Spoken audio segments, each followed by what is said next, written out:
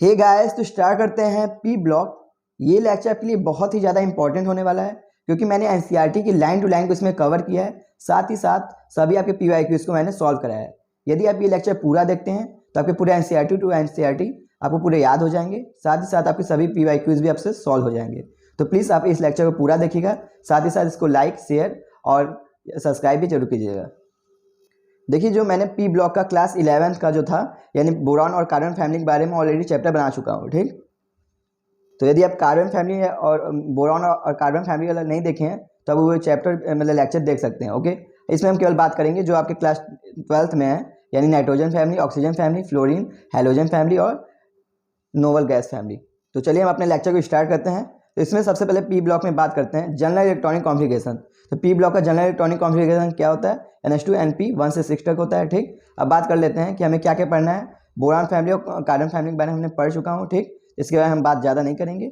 हम बात करेंगे नाइट्रोजन, ऑक्सीजन, हेलोजन और नोबल गैस फैमिली के बारे में बात करेंगे। ओके, लेकिन इनके सभी फिजिकल प्रॉपर्टीज़ को हम एक साथ पढ़ लेंगे ताकि आपको आसान हो आपको समझने में। ठीक, तो बात करते हैं सबसे पहले जो बोरान फैमिली है, इसके जो जनरल इलेक्ट्रॉनिक कॉन्फ़िगरेशन क्या होता है? NH2 होता है। कार्बन फैमिली का जनरल इलेक्ट्रॉनिक कॉन्फ़िगरेशन क्या होता है? NH2 होता है। नाइट्रोजन फैमिली यानी कि जो इसको निकोजेंस भी कहते हैं, नाइट्रोजन फैमिली को। निकोजेंस फैमिली का जो कॉमन जनरल इलेक्ट्रॉनिक कॉन्फ़िगरेशन क्या होता है? NH2 होता है। ठीक, ऑक्सीजन फैमिली को हम चैलोजेंस कहते हैं, इसका जनरल इलेक्ट्रॉनिक कॉन्फ़िगरेशन क्या होता है? NH2 होता है। ठीक, हैलोजन फैमिली का जनरल इलेक्ट्रॉनिक कॉन्फ़िगरेशन क्या होता है? NH2 और नोबल गैस का क्या होता है? NH2 इसमें पूरे इलेक्ट्रॉन हो जाते हैं, पी में जितने इलेक्ट्रॉन होते हैं। ठीक, तो बस, तो आप ये सब तो जानते होंगे, इसके ये तो कॉमन है। ओके, अब देखिए जो मैंने इसको लाल से ऐसे बना के दिखाया बॉक्स में, ये सब क्या है? मेटलॉइड्स हैं। ठीक, तो जो मैंने ऐसे बॉक्स में बनाया ये सब क्या है? मेटलॉइड्स हैं। तो आप देख सकते हैं ये सब मेटलॉइड्स हैं। इसको सिंपल से मैंने ट्रिक बनाया इससे आप याद कर सकते हैं। यदि आपको मेटलॉइड्स याद हो जाए, यदि जितने भी मेटलॉइड्स हैं पी ब्लॉक में, यदि ये आपको याद हो जाएंगे तो हम नॉन मेटल्स और मेटल्स को बता सकते हो। ठीक, तो एक बार फिर देख लीजिए, यदि आपको मेटलॉइड्स पता चल जाए तो हम नॉन मेटल और मेटल को बता सकते हो। ठीक, तो जैसे जो मेटलॉइड्स होता है इसके ऊपर वाले जो होते हैं नॉन मेटल होते हैं। तो मेटलॉइड्स के ऊपर वाले क्या होते हैं? नॉन मेटल्स होते हैं, और मेटलॉइड्स के नीचे वाले क्या होते हैं? सब मेटल्स होते हैं। तो भाई बहुत सिंपल सा याद कर लीजिए कि जितने भी मेटलॉइड्स हैं मतलब मेटलॉइड्स के ऊपर क्या होंगे? नॉन मेटल्स होंगे, और मेटलॉइड्स के नीचे क्या होंगे? मेटल्स होंगे। ओके, अब देखिए जो मेटलॉइड्स है इसको याद करने का मैंने एक सिंपल सा ट्रिक बनाया है। क्या है? बालिका, सीता, गीता, ऐश्वर्या सब ट्यूशन आते हैं। ठीक, यदि ये आपको ट्रिक याद हो जाएगा, ये सभी क्या है? मेटलॉइड्स हैं। ये आपके पी ब्लॉक में इतने मेटलॉइड्स हैं। ठीक, बालिका, सीता मतलब कि सॉरी बालिका, सीता, गीता, ऐश्वर्या सब ट्यूशन आते हैं। ठीक, यदि आप ये ट्रिक याद कर सकते हो तो आपको ईजी होगा मेटलॉइड्स याद करने में। ठीक, सिंपल सा निमोनिक है। ये मेरा निमोनिक नहीं है, ये विशाल सर का है, VT सर का है, उन्हीं का मैंने निमोनिक्स लिया है। ठीक, अब बात करते हैं बालिकास हो गया बोरॉन।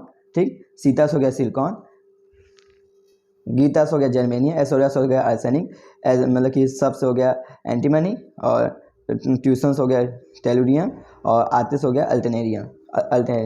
अल्टेनियम। ओके, तो देखिए यही सब है, यही सब क्या है? मेटलॉइड्स हैं। इस यदि कार्बन फैमिली में बात करें, सॉरी हमको ये फैमिली में बात करना है, तो नाइट्रोजन फैमिली में आर्सेनिक, एंटीमनी क्या है? मेटलॉइड्स हैं। ठीक, इसके ऊपर वाले क्या होंगे? नाइट्रोजन फास्फोरस क्या होंगे? मेटल्स होंगे, नॉन मेटल्स होंगे। नाइट्रोजन फास्फोरस क्या होंगे? नॉन मेटल्स होंगे, और बिस्मथ क्या होगा? मेटल्स होगा। ऐसी बात करते हैं ऑक्सीजन फैमिली में, तो टेलुरियम क्या है? मेटलॉइड्स है। तो ऑक्सीजन, सल्फर, सेलेनियम क्या होंगे?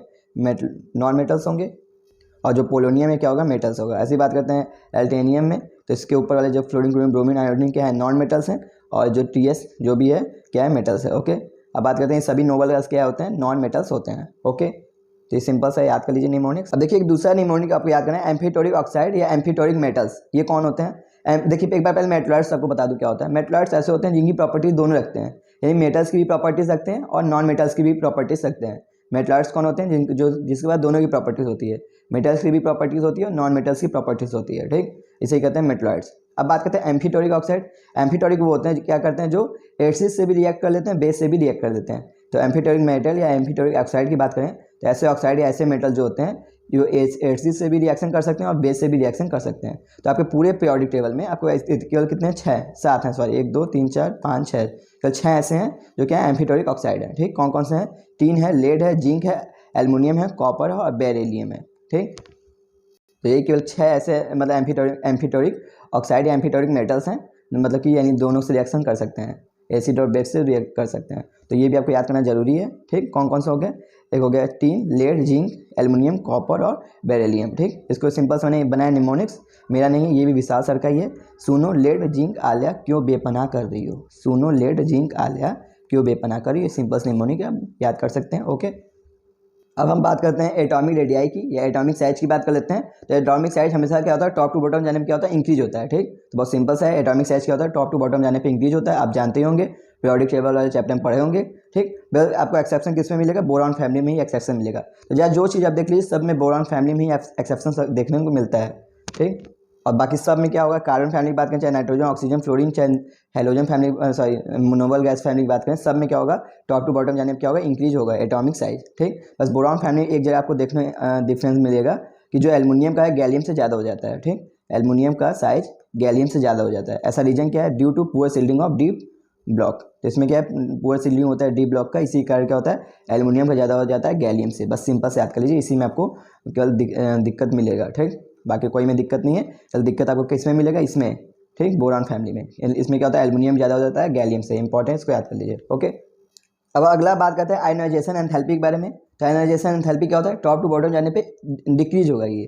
ठीक, तो आयनाइजेशन एंथैल्पी क्या होता है, टॉप टू बॉटम जाने पे ये डिक्रीज होगा। ठीक, डिक्रीज होगा। ठीक, आप ये सब जानते ही होंगे ऑलरेडी। ठीक, इसमें क्या होगा, किसी में आपको दिक्कत नहीं मिलेगा, किसी में एक्सेप्शन नहीं होगा। सब में क्या होगा, carbon family, nitrogen family, oxygen की बात करें, चाहे फ्लोरीन, चाहे मतलब नोबल गैस की बात करें, सभी में किसी में दिक्कत नहीं होगा। सभी में क्या होगा, टॉप टू बॉटम जाने पे क्या होगा, डिक्रीज होगा। ठीक, तो अब यहाँ पे देख सकते हैं सभी में क्या, टॉप टू बॉटम जाने पे डिक्रीज होगा। केवल जो बोरॉन फैमिली है इसी में क्या होगा, थोड़ा दिक्कत आएगा। ठीक, क्योंकि वे डी और एफ का पूरा सील्डिंग कार्य कुछ इधर उधर आ जाता है। ठीक, कैसे होगा देख लीजिए। इसमें आपको याद करना होगा थोड़ा, क्योंकि अलग से ही बन जाता है एकदम। तो आपको याद करना होगा बाल, तिलक, गंगाधर, ऑल इंडियंस। ठीक, बाल, तिलक, गंगाधर, ऑल इंडियंस, केवल इसी में आपको प्रॉब्लम होगा। सबसे आगे क्या आएगा, बोरॉन सबसे अधिक होगा। बोरॉन बाद आएगा टेलुरियम, टेलुरियम गैलियम, गैलियम बाद एल्युमिनियम, एल्युमिनियम बाद इंडियम्स होगा। ओके, अगला बात करते हैं इलेक्ट्रोनेगेटिविटी की। इलेक्ट्रोनेगेटिविटी क्या होता है, टॉप टू बॉटम जाने पे ये भी क्या होगा, डिक्रीज होता है। ठीक, तो इलेक्ट्रोनेगेटिविटी क्या होता है, टॉप टू बॉटम जाने पे ये भी डिक्रीज होता है। इसमें भी एक्सेप्शन आपको किस में देखने को मिलेगा, बोरॉन फैमिली में ही एक्सेप्शन देखने को मिलेगा। बाकी सब में ही क्या होगा, टॉप टू बॉटम जाने में क्या होगा, डिक्रीज होगा, ऐसे ही होगा। ठीक, एक्सेप्शन किस में देखने को मिलेगा, बोरॉन फैमिली में देखने को मिलेगा। क्या आपका एनसीईआरटी क्या बोलता है, क्या होता है, एल्युमिनियम तक घटता है। पहले बोलता है क्या, कि जो है इलेक्ट्रोनेगेटिविटी जो है एल्युमिनियम तक घटेगा। ठीक, उसके बाद फिर क्या होता है, बढ़ता है। तो आपका एनसीईआरटी बोलता है एल्युमिनियम तक घटता है जो इलेक्ट्रोनेगेटिविटी है। ठीक, तो इलेक्ट्रोनेगेटिविटी क्या होता है, बोरॉन तक घटेगा, उसके बाद क्या होगा, बढ़ेगा। तो बस सिंपल से याद कर सकते हैं। ओके, अगला बात करते हैं इलेक्ट्रॉन गेन एंथैल्पी के बारे में। तो जो इलेक्ट्रॉन गेन एंथैल्पी है ये क्या होता है, टॉप टू बॉटम जाने पे ये भी क्या होता है, डिक्रीज होता है। ठीक, इलेक्ट्रॉन गेन एंथैल्पी ये भी क्या है, टॉप टू बॉटम जाने पे क्या होगा, डिक्रीज होगा। ठीक, लेकिन यहाँ पे एक्सेप्शन ये आ जाता है, जो थर्ड पीरियड वाले होते हैं, जो थर्ड पीरियड वाले होते हैं उनका ज़्यादा हो जाता है सेकेंड पीरियड वाले से। जैसे आप यहाँ पे देख सकते हैं थर्ड पीरियड नाइट्रोजन का ज़्यादा होना चाहिए, टॉप टू बॉटम जाने पे क्या होता है, डिक्रीज होता है। ठीक, तो नाइट्रोजन ज़्यादा होना चाहिए फास्फोरस से। ठीक, लेकिन जो होता है थर्ड पीरियड वाले जो होते हैं उनका ज़्यादा हो जाता है सेकेंड पीरियड वाले से। ऐसा क्यों, क्योंकि इनका क्या होता है, स्मॉल साइज होता है। ठीक, जो मतलब कि जो सेकेंड पीरियड है इनका साइज कैसा होता है, स्मॉल होता है। और स्मॉल साइज होने के कारण क्या होता है, ये मतलब लोन पेयर यानी कि मतलब क्या, एक इलेक्ट्रॉन लेने में इनको क्या होगा, रिपल्सन क्रिएट होने लगेगा। ठीक, तो बस सिंपल से याद कर लीजिए, या तो कुछ ना याद हो, ऑलरेडी ये जानते होंगे आप इसके बारे में।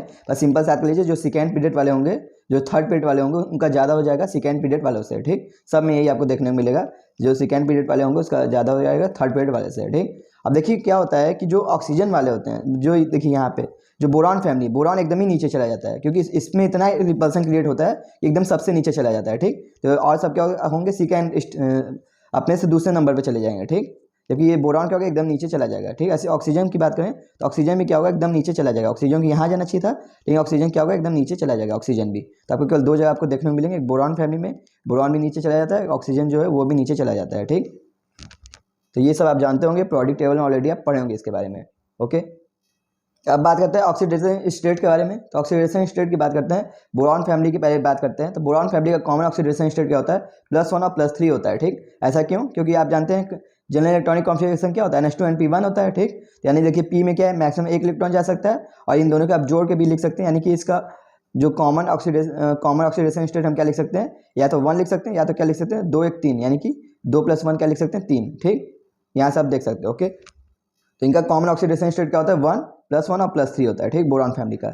ऐसी बात करते हैं कार्बन फैमिली, इनका कॉमन ऑक्सीडेशन स्टेट क्या है, +2 और +4 होता है। ठीक, यहाँ से आप देख सकते हैं इसका कॉमन जनरल इलेक्ट्रॉनिक कॉन्फ़िगरेशन क्या होता है, NH2 होता है। तो P में 2 इलेक्ट्रॉन है, तो ये +2 भी हो सकता है, और क्या होगा 2 क्या हो सकता है 4, तो +4 भी हो सकता है। ठीक, तो जनरल इलेक्ट्रॉनिक कॉन्फ़िगरेशन क्या हो सकता है, +2 और +4। ऐसी बात करते हैं नाइट्रोजन फैमिली, तो इसका क्या होगा, -3 भी कर सकता है, +3 भी कर सकता है, +5 भी कर सकता है, ये -3 वाला भी कर सकता है। ठीक, तो नाइट्रोजन फैमिली का कॉमन ऑक्सीडेशन स्टेट क्या होता है? -3 + 3 + 5। ठीक, सिंपल से याद कर लीजिए। बात करते हैं ऑक्सीजन फैमिली। तो ऑक्सीजन फैमिली का कॉमन ऑक्सीडेशन स्टेट क्या हो सकता है? -2 + 2 + 4 + 6। तो एक बार फिर से याद कर लीजिए, ऑक्सीजन फैमिली का कॉमन ऑक्सीडेशन स्टेट क्या हो सकता है? -2 + 2 + 4 + 6। ठीक, इतने सारे हो सकते हैं। ठीक, अब बात करते हैं हैलोजन फैमिली। तो हैलोजन फैमिली का कॉमन ऑक्सीडेशन स्टेट क्या हो सकता है? -1 होगा, उसका +3 +1 +3 +5 +7। ठीक है, ऑड फॉर्म में होगा। ठीक, -1 +3 +1 +3 +5 +7 होगा। ठीक, अब हम बात करते हैं कि जो इनेट पेयर इफेक्ट के बारे में बात करते हैं। ठीक, इनेट पेयर इफेक्ट क्या होता है इसके बारे में बात करते हैं। तो इनेट पेयर क्या कहता है कि जो नीचे वाले होते हैं वो कम ऑक्सीडेशन स्टेट वाला कंपाउंड ही मतलब शो करते हैं। ठीक, वो कम ऑक्सीडेशन स्टेट वाला ही कंपाउंड शो करते हैं। जो नीचे वाले कंपाउंड होंगे जो कम वाला होगा केवल वही वाला शो करते हैं। ठीक, तो बस यही है इनेट पेयर इफेक्ट क्या होता है कि जो मतलब कि कम ऑक्सीडेशन स्टेट है वाले जो नीचे वाले होते हैं क्या होते हैं? कम ऑक्सीडेशन वाला जो कंपाउंड होता है वही इनका स्टेबल होता है। ठीक, सिंपल से याद कर लीजिए। और यही आप देख सकते हैं। जैसे मान लीजिए +3 की बात करें तो +3 का ऑक्सीडेशन स्टेट की स्टेबिलिटी नीचे जाने पे घटेगी। ठीक, इसमें क्या है +1 +3 दोनों शो करता है बोरॉन फैमिली। तो जो होगा +3 वाला ऑक्सीडेशन स्टेट की स्टेबिलिटी जो होगी वो नीचे जाने पे घटेगी। ठीक, यानी जो टेलुरियम है वो +3 में कोई कंपाउंड नहीं बनाएगा, और बनाएगा तो उतना स्टेबल नहीं होगा। ठीक, जबकि बोरॉन क्या होगा? +3 वाला बहुत अच्छा कंपाउंड बना लेगा। ठीक, बोरॉन बहुत +3 वाला है, जबकि ये जो टेलुरियम है इसका +3 नहीं होगा, क्योंकि इनेट पेयर इफेक्ट के कारण ये +1 वाला इसका ज़्यादा स्टेबल होगा। जिसका ऑक्सीडेशन नंबर कम है वो वाला कंपाउंड इसका ज़्यादा स्टेबल होगा। ओके, बस सिंपल से याद कर लीजिए। तो यानी अब ऐसे बोल सकते हैं जो टेलुरियम का जो +1 है वो ज़्यादा स्टेबल होगा +3 वाले से। ठीक, और क्या होगा? +3 का ऑक्सीडेशन स्टेट की स्टेबिलिटी नीचे जाने पर घटेगी। यदि हम बात करें +1 वाले की तो नीचे जाने पर बढ़ेगी। +1 ऑक्सीडेशन स्टेट की स्टेबिलिटी नीचे जाने पर बढ़ेगी, लेकिन +3 की ऑक्सीडेशन स्टेट की स्टेबिलिटी नीचे जाने पर घटेगी। ठीक है, ऐसे इसमें कार्बन फैमिली की भी बात कर लें तो यहाँ भी क्या होगा? जो नीचे वाले होंगे इसे जो लेड है, लेड क्या होगा? +2 वाला ही मतलब कम ऑक्सीडेशन वाला ही कंपाउंड शो करेगा, यानी +2 वाला ही कंपाउंड इसका ज़्यादा स्टेबल होगा। जो लेड होगा इसका +2 वाला कंपाउंड ज़्यादा स्टेबल होगा +4 के कंपेयर में। ठीक, जबकि कार्बन भी होंगे +4 वाले बहुत अच्छे कंपाउंड बनाते हैं, आप जानते भी होंगे। तो कार्बन के क्या है? +4 वाले ज़्यादा अच्छे कंपाउंड होंगे। ठीक, और +4 की जो ऑक्सीडेशन स्टेट की स्टेबिलिटीज़ है नीचे जाने पर घटेगी, यानी जो लेड है +4 वाला कंपाउंड बहुत कम बनाएगा।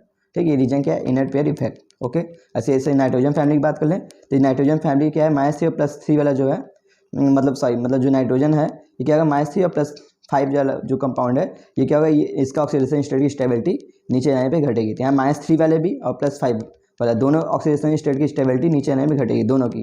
ठीक, ये भी रीजन क्या है? इनर पेयर इफेक्ट है। ठीक, ये जो बिस्मथ होगा वो क्या होगा? कम ऑक्सीडेशन स्टेट वाला जो कंपाउंड होगा वही इसका स्टेबल होगा, यानी +3 वाला ज़्यादा अच्छा कंपाउंड बनाएगा बिस्मथ। ठीक, बिस्मथ का कौन अच्छा स्टेबल कंपाउंड होगा? +3 वाला ज़्यादा बनाएगा +5 के कंपेयर में। ओके, ये इसका भी रीजन क्या है? Inner pair effect. ओके, ऐसे अब यहाँ भी देख सकते हैं जैसे ऑक्सीजन फैमिली है तो ऑक्सीजन में क्या होगा? -2 और +6 वाला जो ऑक्सीडेशन स्टेट की स्टेबिलिटी है ये क्या होगा? नीचे जाने में घटेगी। ये जो टेलुरियम है +4 वाला ही कंपाउंड ज़्यादा अच्छा बना पाएगा। ठीक, -2 और +6 वाला कंपाउंड नहीं अच्छा बना पाएगा। ठीक, +4 वाला ही कंपाउंड का ज़्यादा स्टेबल होगा +6 के कंपेयर में। ठीक, ये भी क्या है रीजन? वही इनर पेयर इफेक्ट। अब बात करते हैं halogen family. Halogen family inner pair effect देखने को नहीं मिलता है, लेकिन जो फ्लोरीन है, फ्लोरीन क्या होता है? बहुत ही ज़्यादा इलेक्ट्रोनिगेटिविटी होता है। ठीक, इसका इलेक्ट्रोनिगेटिविटी बहुत ज़्यादा होता है फ्लोरीन का। इसलिए जो होता है फ्लोरीन केवल -1 वाले कंपाउंड बनाता है, कभी भी +1 +3 +5 +7 ये सब कभी नहीं बना पाएगा। हमेशा फ्लोरीन क्या होगा? -1 वाले ही कंपाउंड बनाएगा। ठीक, जो भी इसके कंपाउंड होंगे -1 वाला ही बनाएगा, कभी +1 +3 +5 +7 वाला नहीं शो करेगा। ठीक, इसका एक रीज़न ये भी हो सकता है क्योंकि और मतलब ये +5 +7 नहीं बना सकता क्योंकि इसके पास d ऑर्बिटल्स भी नहीं है। ठीक, अब बात करते हैं +1 इसलिए नहीं बनाता क्योंकि बहुत ज़्यादा इलेक्ट्रोनिगेटिव होते हैं कारण के लिए माइनस वाला ही शो करता है, तो ये भी बहुत ज़्यादा इंपॉर्टेंट। ओके, तो ये है ऑक्सीडेशन स्टेट के बारे में जिसको मैंने साथ क्लियर किया है। ओके, अभी मैं टॉपिक वाइज भी इसको क्लियर करूँगा। अब बात करते हैं एसिडिक स्ट्रेंथ या बेसिक स्ट्रेंथ के बारे में बात करते हैं। लोग को इसमें बहुत ज़्यादा कंफ्यूज होता है, लेकिन जो ये अब मैं ट्रिक बताऊंगा इससे आपके कोई भी क्वेश्चन गलत नहीं होंगे। तो सिंपल से याद कर लीजिए एसिडिक स्ट्रेंथ या बेसिक स्ट्रेंथ की बात करते हैं। सॉरी, तो एसिडिक स्ट्रेंथ सिंपल से याद करना है आपको। क्या जो एसिडिक स्ट्रेंथ होता है क्या होगा? प्रोपोर्शनल होगा इलेक्ट्रोनिगेटिविटी, मतलब इलेक्ट्रोनिगेटिविटी के प्रोपोर्शनल होगा। तो अगर मैं फिर से बोल रहा हूँ जो एसिडिक स्ट्रेंथ होगा क्या होगा? इलेक्ट्रोनिगेटिविटी के प्रोपोर्शनल होगा। ठीक, क्योंकि किसको हम छोड़ दें? हाइड्राइड और पी ब्लॉक एलिमेंट। जो पी ब्लॉक के जितने भी हाइड्राइड्स हैं उनको आप छोड़ दीजिए, बाकी जितने भी कंपाउंड्स हैं मतलब जो एसिडिक स्ट्रेंथ होगा प्रोपोर्शनल होगा इलेक्ट्रोनिगेटिविटी के प्रोपोर्शनल होगा। ठीक, क्योंकि इसको छोड़ना है आपको पी ब्लॉक के हाइड्राइड को, जो हाइड्राइड्स होते हैं। ठीक, जैसे ये सब हैं हाइड्राइड्स, इनको छोड़ दीजिए। बाकी सभी के लिए क्या आता है? जो एसिडिक स्ट्रेंथ होता है इलेक्ट्रोनिगेटिविटी के प्रोपोर्शनल होता है। ठीक, तो जितना ज़्यादा इलेक्ट्रोनिगेटिव होगा उसका एसिडिक स्ट्रेंथ उतना ही ज़्यादा होगा। ठीक, सबके लिए। ठीक, अब कुछ कंपाउंड्स हम देख लेते हैं। और यदि आप बेसिक स्ट्रेंथ की बात करें तो जस्ट इसका उल्टा कर दीजिएगा। ये बेसिक स्ट्रेंथ पूछे तो जस्ट इसका उल्टा कर दीजिएगा। ओके, तो जब पहले आपको हमेशा एसिडी स्ट्रेंथ ही याद कीजिए, दोनों याद करेंगे तो कंफ्यूज हो जाएंगे। एसिडी स्ट्रेंथ क्या होता है? इलेक्ट्रोनेगेटिविटी के प्रोपोर्शनल होता है, ठीक। क्योंकि इसको हम छोड़ दें except hydride of p block element.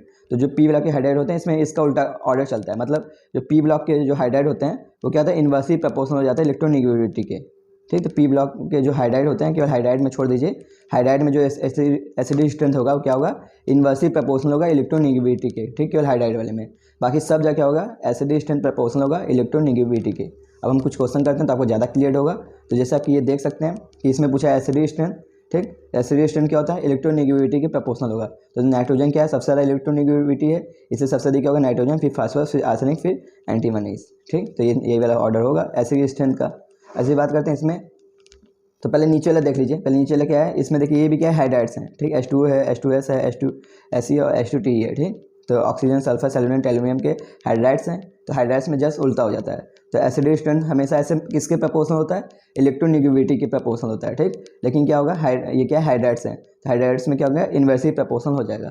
तो हाइड्राइड्स में ऑर्डर उल्टा हो जाएगा, ठीक। ऐसे क्या होता है? एसिडी स्ट्रेंथ क्या होता है? प्रोपोर्शनल होता है इलेक्ट्रोनेगेटिविटी के, लेकिन हाइड्राइड्स के केस में आपको उल्टा कर देना है, ठीक। तो ये क्या होगा? इन्वर्सली प्रोपोर्शनल होगा इलेक्ट्रोनेगेटिविटी के। ये जो टेलुरियम है सबसे कम इलेक्ट्रोनेगेटिविटी है इसका, इसलिए ये क्या होगा? टेलुरियम का सबसे ज़्यादा होगा एसिडी स्ट्रेंथ, फिर सेलेनियम, फिर सल्फर, फिर ऑक्सीजन होगा। ओके, अब बात करते हैं इसका। इसमें पूछा है बेसिक स्ट्रेंथ, ये BS लिखा है, मतलब बेसिक स्ट्रेंथ की बात कर रहा है, ठीक। तो आप सिंपल से पहले एसिडी स्ट्रेंथ निकालिए, ठीक। एसिडी स्ट्रेंथ निकालने के बाद उसका जस्ट उल्टा कर दीजिए, वो बेसिक स्ट्रेंथ हो जाएगा, ठीक। अब बात करते हैं जैसे एसिडिक स्ट्रेंथ की बात करते हैं तो ये क्या है? ये भी क्या है? हाइड्राइड्स हैं। तो हाइड्राइड्स में क्या होता है? इलेक्ट्रोनेगेटिविटी के इन्वर्सली प्रोपोर्शनल होगा। हाइड्राइड्स जो होते हैं इलेक्ट्रोनेगेटिविटी के इन्वर्सली होंगे, यानी कि जो एसिड स्ट्रेंथ ऑर्डर कैसा होगा? ऐसा इधर का होगा एसिड स्ट्रेंथ। लेकिन से पूछा है बेसिक स्ट्रेंथ, इसलिए इसका ऑर्डर इधर का हो जाएगा, ठीक। तो कुछ है नहीं, बहुत सिंपल सा है। अब बात करते हैं फ्लोराइड, जैसे कि HF है, HCl, HBr, HI की बात कर लेते हैं। इसमें भी एसिडिक स्ट्रेंथ पूछा है। तो एसिडिक स्ट्रेंथ क्या होता है? इलेक्ट्रोनेगेटिविटी के इन्वर्सली प्रोपोर्शनल होगा हाइड्राइड के लिए। ये भी क्या है? हाइड्राइड्स हैं। तो एसिडिक स्ट्रेंथ क्या होगा? हाइड्राइड्स के लिए क्या होगा? इसके मतलब इलेक्ट्रोनेगेटिविटी के इन्वर्सली प्रोपोर्शनल होगा हाइड्राइड के लिए, ठीक। यानी सबसे अधिक क्या होगा? मतलब HI का होगा, फिर HBr, फिर HCl, फिर HF होगा। ओके, अब बात करते हैं जैसे ये है, तो ये क्या है? बेरियम सल्फेट है, मैग्नीशियम सल्फेट, कैल्शियम सल्फेट और स्ट्रोंशियम सल्फेट है, ठीक। एसिडिक स्ट्रेंथ पूछा है। तो एसिडिक स्ट्रेंथ क्या होता है? जो होता है इलेक्ट्रोनेगेटिविटी के प्रोपोर्शनल होगा, क्योंकि ये हाइड्राइड्स तो है नहीं, तो हाइड्राइड्स में ही उल्टा होता है, ठीक। ये हाइड्राइड्स नहीं है तो क्या होगा? इलेक्ट्रोनेगेटिविटी के प्रोपोर्शनल होगा। तो ये क्या है? सबसे ज़्यादा इलेक्ट्रोनेगेटिव है, इसी के प्रोपोर्शनल हो जाएगा, ठीक। तो सबसे अधिक क्या है? बेरियम सबसे ज़्यादा इलेक्ट्रोनेगेटिव है, इसलिए इसी के प्रोपोर्शनल होगा, चलेगा, ठीक। अब बात करते हैं इसमें बेसिक स्ट्रेंथ पूछा है, ठीक। तो बेसिक स्ट्रेंथ क्या होगा? तो सिंपल से पहले अब एसिडिक स्ट्रेंथ निकाल लीजिए। तो एसिडिक स्ट्रेंथ क्या होता है? ये इलेक्ट्रोनेगेटिविटी के प्रोपोर्शनल होगा, तो ऐसे ऑर्डर होगा। लेकिन हमसे बेसिक स्ट्रेंथ पूछा है, इसलिए ऑर्डर क्या हो जाएगा? उल्टा। ओके, तो बहुत सिंपल सा है, ऑलरेडी मैंने सबको बता दिया। अब बात करते हैं दूसरा एसिडिक स्ट्रेंथ। अब देखिए क्या है, जब ग्रुप अलग है, मतलब अलग अलग कंपाउंड्स थे, ठीक, तो हम ऐसे बताते थे। अब जब क्या है? कंपाउंड सेम है, ठीक, तो हम कैसे देखेंगे एसिडिक स्ट्रेंथ? जब कंपाउंड सेम है तो हमेशा क्या होगा? एसिडिक स्ट्रेंथ जब प्रोपोर्शनल होगा किसके? ऑक्सीडेशन नंबर के, ठीक। जब कंपाउंड सेम होते हैं तो एसिडिक स्ट्रेंथ प्रोपोर्शनल होगा उसके ऑक्सीडेशन स्टेट के, ठीक। तो सिंपल से याद कर लीजिए, जब कंपाउंड सेम है तो एसिडिक स्ट्रेंथ प्रोपोर्शनल होगा ऑक्सीडेशन स्टेट के। जितना ज़्यादा ऑक्सीडेशन स्टेट होगा वो उतना ज़्यादा स्टेबल, मतलब वो उतना ज़्यादा एसिडिक होगा, ठीक। तो जितना ज़्यादा ऑक्सीडेशन नंबर होगा उतना ज़्यादा एसिडिक होगा। तो जैसे ये क्वेश्चन जैसे है HClO, HClO2, HClO3, HClO4 है, ठीक है, आपको बताना है। तो देखिए ये ClO4 है, यानी इसका ऑक्सीडेशन स्टेट क्या हो जाएगा? यहाँ निकालेंगे क्लोरीन का, तो यहाँ पे आ जाएगा 7 +7 आएगा। यहाँ से निकालेंगे 6 में से गया मतलब 5, ठीक। यहाँ पे क्या हो जाएगा? क्लोरीन का ऑक्सीडेशन नंबर +5 हो जाएगा। यहाँ बात करें तो क्लोरीन का ऑक्सीडेशन नंबर क्या होगा? 4 में से गया तो कितना होगा? 3, तो +3 हो जाएगा। ऐसे इसकी बात करें तो यहाँ पे क्या होगा? +1, ठीक। तो एसिडिक स्ट्रेंथ क्या होगा? जिसका जितना ज़्यादा ऑक्सीडेशन होगा उतना ही उसी का उतना ही ज़्यादा होगा। तो आप ये ऑर्डर लगा सकते हैं, ठीक। अब बात करते हैं इसका एसिडिक स्ट्रेंथ की बात करते हैं। तो देखिए ये भी है, यहाँ भी जितना ज़्यादा जिसका ऑक्सीडेशन नंबर होगा उतना ही ज़्यादा, उतना ही प्रोपोर्शनल होगा उसी के। तो यहाँ देख सकते हैं क्लोरीन क्या है? +7 में है, ठीक। 14 में से 14 का आधा कितना हो गया? +7। ये क्या है? +7 में है, ठीक। ये क्या है? +6 में है। ये क्या है? +5 में है। तो सबसे अधिक क्या है? इसका ऑक्सीडेशन स्टेट है, इसलिए एसिडिक स्ट्रेंथ का ऑर्डर क्या हो जाएगा? ऐसा हो जाएगा, ठीक। तो बहुत सिंपल सा है। और जब कंपाउंड सेम है तो एसिडिक स्ट्रेंथ प्रोपोर्शनल होगा उसके ऑक्सीडेशन स्टेट के। ओके, अब हम बात करते हैं हाइड्राइड्स। तो हाइड्राइड्स में बहुत ज़्यादा एक्सेप्शन होता है। तो हाइड्राइड्स आपके हर मतलब जो भी आप नाइट्रोजन फैमिली पढ़िए, चाहे ऑक्सीजन की चाहे हेलोजन की बात करें, हर फैमिली में आपको हाइड्राइड्स पढ़ना है सभी का, ठीक। तो सभी का हाइड्राइड्स मैंने लिखा है, नाइट्रोजन फैमिली, ऑक्सीजन फैमिली और हेलोजन फैमिली, सभी का हाइड्राइड्स हैं, और सभी का ट्रेंड्स इक्वल होता है। ठीक, आप सभी का ट्रेंड्स देखिए, एसिडिक ट्रेंड, चाहे रिड्यूसिंग कैरेक्टर, चाहे बॉन्ड डिसोसिएशन एनर्जी की बात करें, चाहे थर्मोस्टेबिलिटी की बात करें, सभी का ट्रेंड सेम होगा। ठीक, ये क्या है, सभी का ट्रेंड सेम है, इसलिए मैंने सबको एक साथ क्लियर किया है यहाँ पे। ठीक, अब सबसे पहले हम यहाँ पे सबसे पहले बात करते हैं जो हाइड्राइड्स हैं। हाइड्राइड में जो एसिडिक स्ट्रेंथ होते हैं, मैंने अभी बताया था कि हाइड्राइड्स के लिए एसिडिक स्ट्रेंथ क्या होता है, इन्वर्सली प्रोपोर्शनल हो जाता है इलेक्ट्रोनेगेटिविटी के। तो हाइड्राइड्स में एसिडिक स्ट्रेंथ क्या हो जाता है, इन्वर्सली प्रोपोर्शनल हो जाएगा इलेक्ट्रोनेगेटिविटी के। ठीक, तो यानी हम बोल सकते हैं कि जो एसिडिक स्ट्रेंथ है नीचे जाने पर क्या होगा, नीचे जाने पर क्या होगा, बढ़ेगा। ठीक, नीचे जाने पर क्या होगा, इलेक्ट्रोनेगेटिविटी कम हो रहा है, यानी नीचे जाने पर क्या होगा, बढ़ेगा। ठीक, हम बोल सकते हैं। ठीक, तो एसिडिक स्ट्रेंथ क्या होगा, नीचे जाने पर बढ़ेगा। अब बात करते हैं दूसरा बॉन्ड डिसोसिएशन एनर्जी के बारे में बात करते हैं पहले। ठीक, तो बॉन्ड डिसोसिएशन एनर्जी क्या होता है, बॉन्ड को तोड़ना, कितना ज़्यादा एनर्जी दें कि बॉन्ड टूट जाए। ठीक, इसे कहते हैं बॉन्ड डिसोसिएशन एनर्जी। अब एक बहुत सिंपल सा मैं ट्रिक बता दूं आपको, कहीं भी एनर्जी की बात आ जाए, कहीं भी एनर्जी आ जाए, चाहे एंथैल्पी आ जाए, चाहे कुछ भी आ जाए, चाहे आयनाइजेशन एंथैल्पी हो, चाहे इलेक्ट्रॉन गेन एंथैल्पी हो, चाहे इलेक्ट्रोनेगेटिविटी हो, चाहे बॉन्ड डिसोसिएशन एंथैल्पी हो, चाहे हाइड्रेशन एंथैल्पी हो, तो कहीं भी एनर्जी का टर्म आ जाए वो क्या होता है, टॉप टू बॉटम जाने पर क्या होता है, डिक्रीज होता है। ठीक, तो कहीं भी एनर्जी का टर्म आ जाए वो क्या होता है, टॉप टू बॉटम जाने पर डिक्रीज होता है। सिंपल सा ट्रिक है, याद कर लीजिए, कहीं गलत नहीं होगा। तो कहीं भी एनर्जी का टर्म आ जाए वो क्या होगा, टॉप टू बॉटम जाने पर क्या होगा, डिक्रीज होगा। तो ये सब क्या होंगे, टॉप टू बॉटम जाने पर डिक्रीज होंगे। ठीक, तो ये बॉन्ड डिसोसिएशन एनर्जी की बात करें तो टॉप टू बॉटम जाने पे क्या होगा, डिक्रीज होगा। ठीक, तो फ्लोरीन का सबसे अधिक बॉन्ड डिसोसिएशन एनर्जी होगा, मतलब HF को छोड़ने में हमको बहुत ज़्यादा बॉन्ड एनर्जी देनी पड़ेगी। ठीक, तो फ्लोरीन का मतलब जो बॉन्ड डिसोसिएशन एनर्जी बहुत ज़्यादा होता है। ठीक, सिंपल से याद कर सकते हैं। ठीक, अब बात करते हैं रिड्यूसिंग कैरेक्टर। तो जो रिड्यूसिंग कैरेक्टर है बॉन्ड डिसोसिएशन एनर्जी का जस्ट उल्टा होता है। ठीक, तो रिड्यूसिंग कैरेक्टर का मतलब क्या हो, रिड्यूसिंग मतलब कि कौन कितना जल्दी हाइड्रोजन दे दे। रिड्यूसिंग का मतलब यही हो गया कि कौन कितना जल्दी हाइड्रोजन दे दे, कौन कितना जल्दी मतलब रिड्यूस हो जाए। हाइड्रोजन का निकलना क्या होता है, रिडक्शन होता है। ठीक, इसीलिए रिड्यूसिंग जो कैरेक्टर है बॉन्ड डिसोसिएशन एनर्जी का जस्ट उल्टा होता है। ठीक, यानी जो बॉन्ड डिसोसिएशन एनर्जी है क्या है, नीचे जाने पर क्या होता है, घटता है। ठीक, यानी HF का सबसे अधिक होगा बॉन्ड डिसोसिएशन एनर्जी। ठीक, ऑलरेडी मैंने बोला जहाँ भी एनर्जी का टर्म आ जाए वो क्या होता है, नीचे जाने पर क्या होगा, घटेगा। तो HF का बहुत ज़्यादा एनर्जी होता है। ठीक, इसलिए HF को हाइड्रोजन बॉन्ड निकालने में बहुत ज़्यादा टाइम लगेगा। ठीक, उसको बहुत ज़्यादा एनर्जी देनी होगी, ये आराम से हाइड्रोजन नहीं दे सकता, इसलिए ये बहुत कम रिड्यूसिंग कैरेक्टर रखता है। ठीक, तो HF बहुत कम रिड्यूसिंग कैरेक्टर रखता है। ठीक, तो बॉन्ड डिसोसिएशन एनर्जी का जस्ट उल्टा करना है रिड्यूसिंग कैरेक्टर, यानी कि यदि जो बॉन्ड डिसोसिएशन एनर्जी है कि क्या होता है, नीचे जाने पर क्या होता है, घटता है। बॉन्ड डिसोसिएशन एनर्जी क्या होता है, नीचे जाने पर क्या होगा, घटेगा। ठीक, नीचे जाने पर घटेगा, जबकि रिड्यूसिंग कैरेक्टर क्या होगा, नीचे जाने पे बढ़ेगा। रिड्यूसिंग कैरेक्टर क्या होगा, नीचे जाने पे बढ़ेगा। ठीक, तो आपका ये तीनों क्लियर हो गया। बॉन्ड कहीं भी एनर्जी का टर्म आ जाए क्या होगा, नीचे जाने पर क्या होगा, घटेगा, सिंपल सा। और रिड्यूसिंग कैरेक्टर क्या होगा, उसका उल्टा होगा। तो ये तीनों आपको एकदम अच्छे से क्लियर हो गया होगा, आई नो। ठीक, अब बात करते हैं थर्मल स्टेबिलिटीज़ की बात करते हैं। तो थर्मल स्टेबिलिटीज़ क्या होता है, नीचे जाने पर घटेगा। ठीक, तो थर्मल स्टेबिलिटीज़ क्या होता है, नीचे जाने पर घटेगा। ओके, अब इसको कैसे याद करेंगे, हमने आपको बताया था ऑलरेडी इस ब्लॉक में, ये जो थर्मल स्टेबिलिटीज़ होता है वो क्या होता है, नीचे जाने जो जितना ज़्यादा जो जिसका साइज जितना बड़ा होता है उसको ज़्यादा हमको थर्मल देना पड़ता है उसको तोड़ने के लिए। ठीक, लेकिन हाइड्राइड्स के केस में जस्ट उल्टा हो जाता है। ठीक, तो हमेशा क्या होता है, थर्मल स्टेबिलिटी क्या होता है, नीचे जाने बढ़ता था। मैंने ऑलरेडी इस ब्लॉक में आपको दिखाया था, जैसे वो कार्बोनेट हैं, सल्फेट हैं, उनको तोड़ने में हमको बहुत ज़्यादा जो नीचे वाले होते हैं उनको ज़्यादा एनर्जी देनी पड़ती थी, उनकी थर्मल स्टेबिलिटी ज़्यादा होती थी नीचे वाले में। लेकिन हाइड्राइड्स के केस में ये भी क्या है, उल्टा है। ठीक, थर्मल स्टेबिलिटीज़ भी क्या है, उल्टा है, यानी नीचे जाने पर क्या मतलब कि टॉप टू बॉटम जाने पर क्या होगा, घटेगा। अब इसका रीजन क्या है, इसका रीजन ये है कि जो जैसे NH3 जो अमोनिया है, जो वाटर है, जो HF है, ये सब क्या बना लेते हैं, हाइड्रोजन बॉन्ड बना लेते हैं, इसलिए इनकी थर्मल स्टेबिलिटी ज़्यादा हो जाती है। ठीक, तो ऊपर वाली क्या हो जाती है, थर्मल स्टेबिलिटी ज़्यादा हो जाती है क्योंकि हाइड्रोजन बॉन्ड बना लेते हैं। ठीक, इसलिए ऑर्डर जस्ट उल्टा हो जाता है। ओके, तो बस सिंपल से याद कर लीजिए, थर्मल स्टेबिलिटी आपको याद करना है। तो ऊपर वाले जो हाइड्रोजन बॉन्ड बनाते हैं इसलिए ऊपर वाले का ज़्यादा हो जाता है थर्मल स्टेबिलिटी, इसलिए क्या होता है, टॉप टू बॉटम जाने पर थर्मल स्टेबिलिटी भी क्या होगी, घटेगी। ओके, तो एक फिर से एक बार देख लेते हैं, एसिडिक स्ट्रेंथ में आपको कोई प्रॉब्लम होगा नहीं। एसिडिक स्ट्रेंथ क्या होता है, इन्वर्सली यदि हाइड्राइड है तो इन्वर्सली प्रोपोर्शनल हो जाएगा इलेक्ट्रोनेगेटिविटी के, बस ऐसे याद कर सकते हैं। ओके, बात करते हैं बॉन्ड डिसोसिएशन एनर्जी। तो मैंने बोला कि कहीं भी एनर्जी का टर्म आ जाए बस आपको सिंपल से याद करना है कि एनर्जी क्या होता है, नीचे जाने पर क्या होगा, घटेगा एनर्जी। ठीक, नीचे जाने पर क्या होता है, घटेगा एनर्जी का टर्म। ठीक, एनर्जी का जस्ट उल्टा बॉन्ड डिसोसिएशन एनर्जी जस्ट उल्टा क्या करना है, रिड्यूसिंग कैरेक्टर होता है। ठीक, अब ये तीनों आपको याद हो गया। थर्मल स्टेबिलिटी क्या है, हाइड्रोजन बॉन्ड बनाने के कारण ऊपर वाले का ज़्यादा हो जाएगा। ठीक, तो ये चारों आपको कैरेक्टर याद कर लेना है, बहुत सिंपल सा है, बहुत अच्छे से मैंने बता दिया, आप कभी भूलेंगे नहीं आप, आई होप। ठीक, यदि आपको समझ में आया होगा तो। अब बात करते हैं, जल्दी हम देख लेते हैं, जैसे अमोनिया वाले जो हैं, जो नाइट्रोजन फैमिली के सभी कैरेक्टर हम एक साथ देख लेते हैं। ठीक, तो सबसे पहले एसिडिक स्ट्रेंथ की बात कर लेते हैं नाइट्रोजन फैमिली में। तो एसिडिक स्ट्रेंथ की बात करते हैं तो ये सब क्या है, हाइड्राइड्स हैं। तो हाइड्राइड्स के लिए क्या हो जाएगा, उल्टा हो जाएगा, इलेक्ट्रोनेगेटिविटी के इन्वर्सली प्रोपोर्शनल हो जाएगा, यानी क्या होगा, टॉप टू बॉटम जाने पर क्या होगा, बढ़ेगा। ठीक, ऐसा हो जाएगा। ठीक, बात करते हैं रिड्यूसिंग कैरेक्टर, पहले बॉन्ड डिसोसिएशन एनर्जी की बात करते हैं। तो बॉन्ड डिसोसिएशन एनर्जी क्या होता है, कहीं भी एनर्जी टर्म है तो मतलब कि नीचे जाने पर क्या होगा, घटेगा।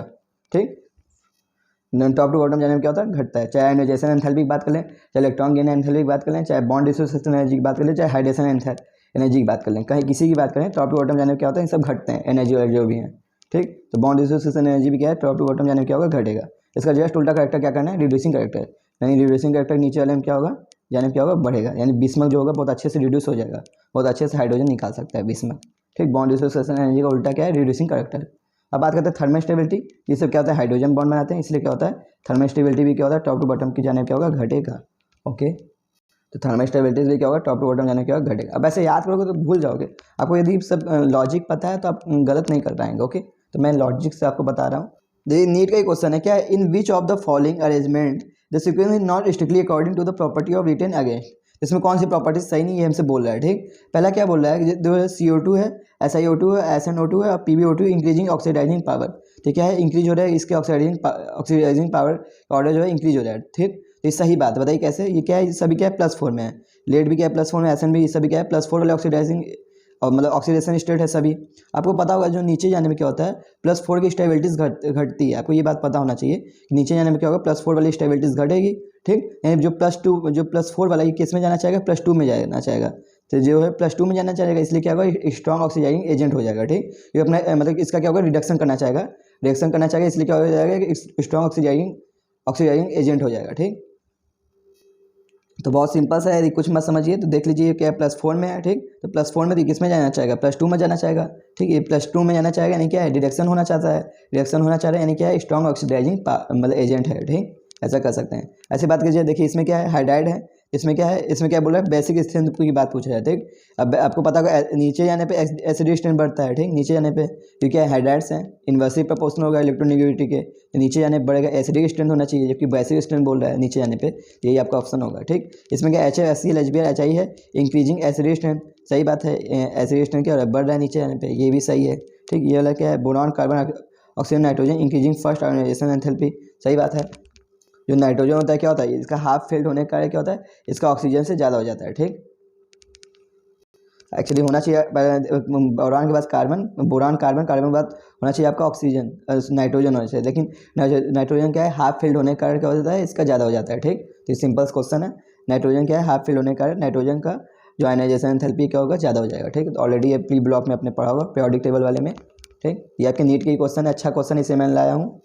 नीट 1996 का क्वेश्चन है, which of the following oxidize will be the least acidic. इसमें कौन सा जो ऑक्साइड है, इसमें कौन सा सबसे लिस्ट एसिडिक है, यही पूछ रहा है। इसमें से कौन सा ऑक्सीडाइज मतलब ऑक्साइड जो है क्या है, सबसे कम एसिडिक है, ये हमसे पूछ रहा है, ठीक। तो क्या आर्सेनिक दिया और किसका, आर्सेनिक ऑक्साइड दिया है, और किसका दिया है, फॉस्फोरस का ऑक्साइड दिया है, ठीक। आपको पता होना चाहिए कि हम सबसे पहले हम क्या देखते हैं कि इलेक्ट्रोनेगेटिविटी देखते हैं, जो एसिडिक स्ट्रेंथ होगा क्या होगा, इलेक्ट्रोनेगेटिविटी के प्रपोर्शनल होता है, ठीक। तो जो जितना ज़्यादा इलेक्ट्रोनेगेटिव होगा वो उतना ज़्यादा एसिडिक स्ट्रेंथ रखेगा, ठीक। तो पता होगा आपको जो फास्फोरस होगा ये ज़्यादा इलेक्ट्रोनेगेटिव होता है किससे, आर्सेनिक से, ठीक। तो फास्फोरस ज़्यादा होगा इलेक्ट्रोनेगेटिव आर्सेनिक के, इन जो फास्फोरस के जो कंपाउंड होगा इसका ज़्यादा होगा आर्सेनिक के कंपाउंड से, ठीक। अब बात करते हैं जो फास्फोरस जो है ये क्या है, P4O10 है, एक P4O6 है, ठीक। जो P4O10 है ये क्या हो गया, +5 ऑक्सीडेशन स्टेट हो गया इसका, ठीक। तो P4O10 है ये क्या है, +5 में है, और P4O6 क्या है, ये +3 में, आप यहाँ से देख सकते हैं निकाल के, ठीक। तो +6 में, ये +5 में है।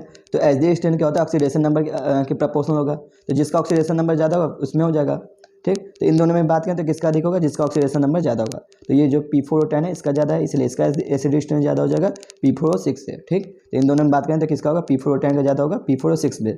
ऐसी बात करते हैं आर्सेनिक और के कंपाउंड्स में, तो AS4O10 है, AS4O6 है, ठीक। इसमें भी क्या है, AS4 जो है AS4O10 जो है +5 में, ये किस में है, +3 में है, ठीक। यहाँ से आप देख सकते हैं, यहाँ जो ये वाला है आर्सेनिक का जो ये वाला कंपाउंड है इसका ज़्यादा होगा, मतलब कि आर्सेनिक का जो 10 वाला कंपाउंड है, यानी जो AS4O10 वाला ये ज़्यादा होगा AS4O6 से। तो हमारा ऑर्डर क्या हो जाएगा, पहले फास्फोरस को होंगे तो पहले इन दोनों का ऑर्डर होगा, ठीक। फिर इसके बाद ये दोनों का ऑर्डर होगा, तो ऐसे ही ऑर्डर हो जाएगा। हमसे पूछा सबसे लिस्ट एसिडिक कौन सा होगा, तो ये होगा आर्सेनिक का, जो प्लस का जिसका ऑक्सीडेशन नंबर कम है वही वाला होगा। तो आंसर कौन सा होगा, ए। ओके, अब देखिए बात करते हैं नाइट्रोजन फैमिली। तो नाइट्रोजन फैमिली आपके सभी प्रॉपर्टीज़ की बात कर लेते हैं जल्दी।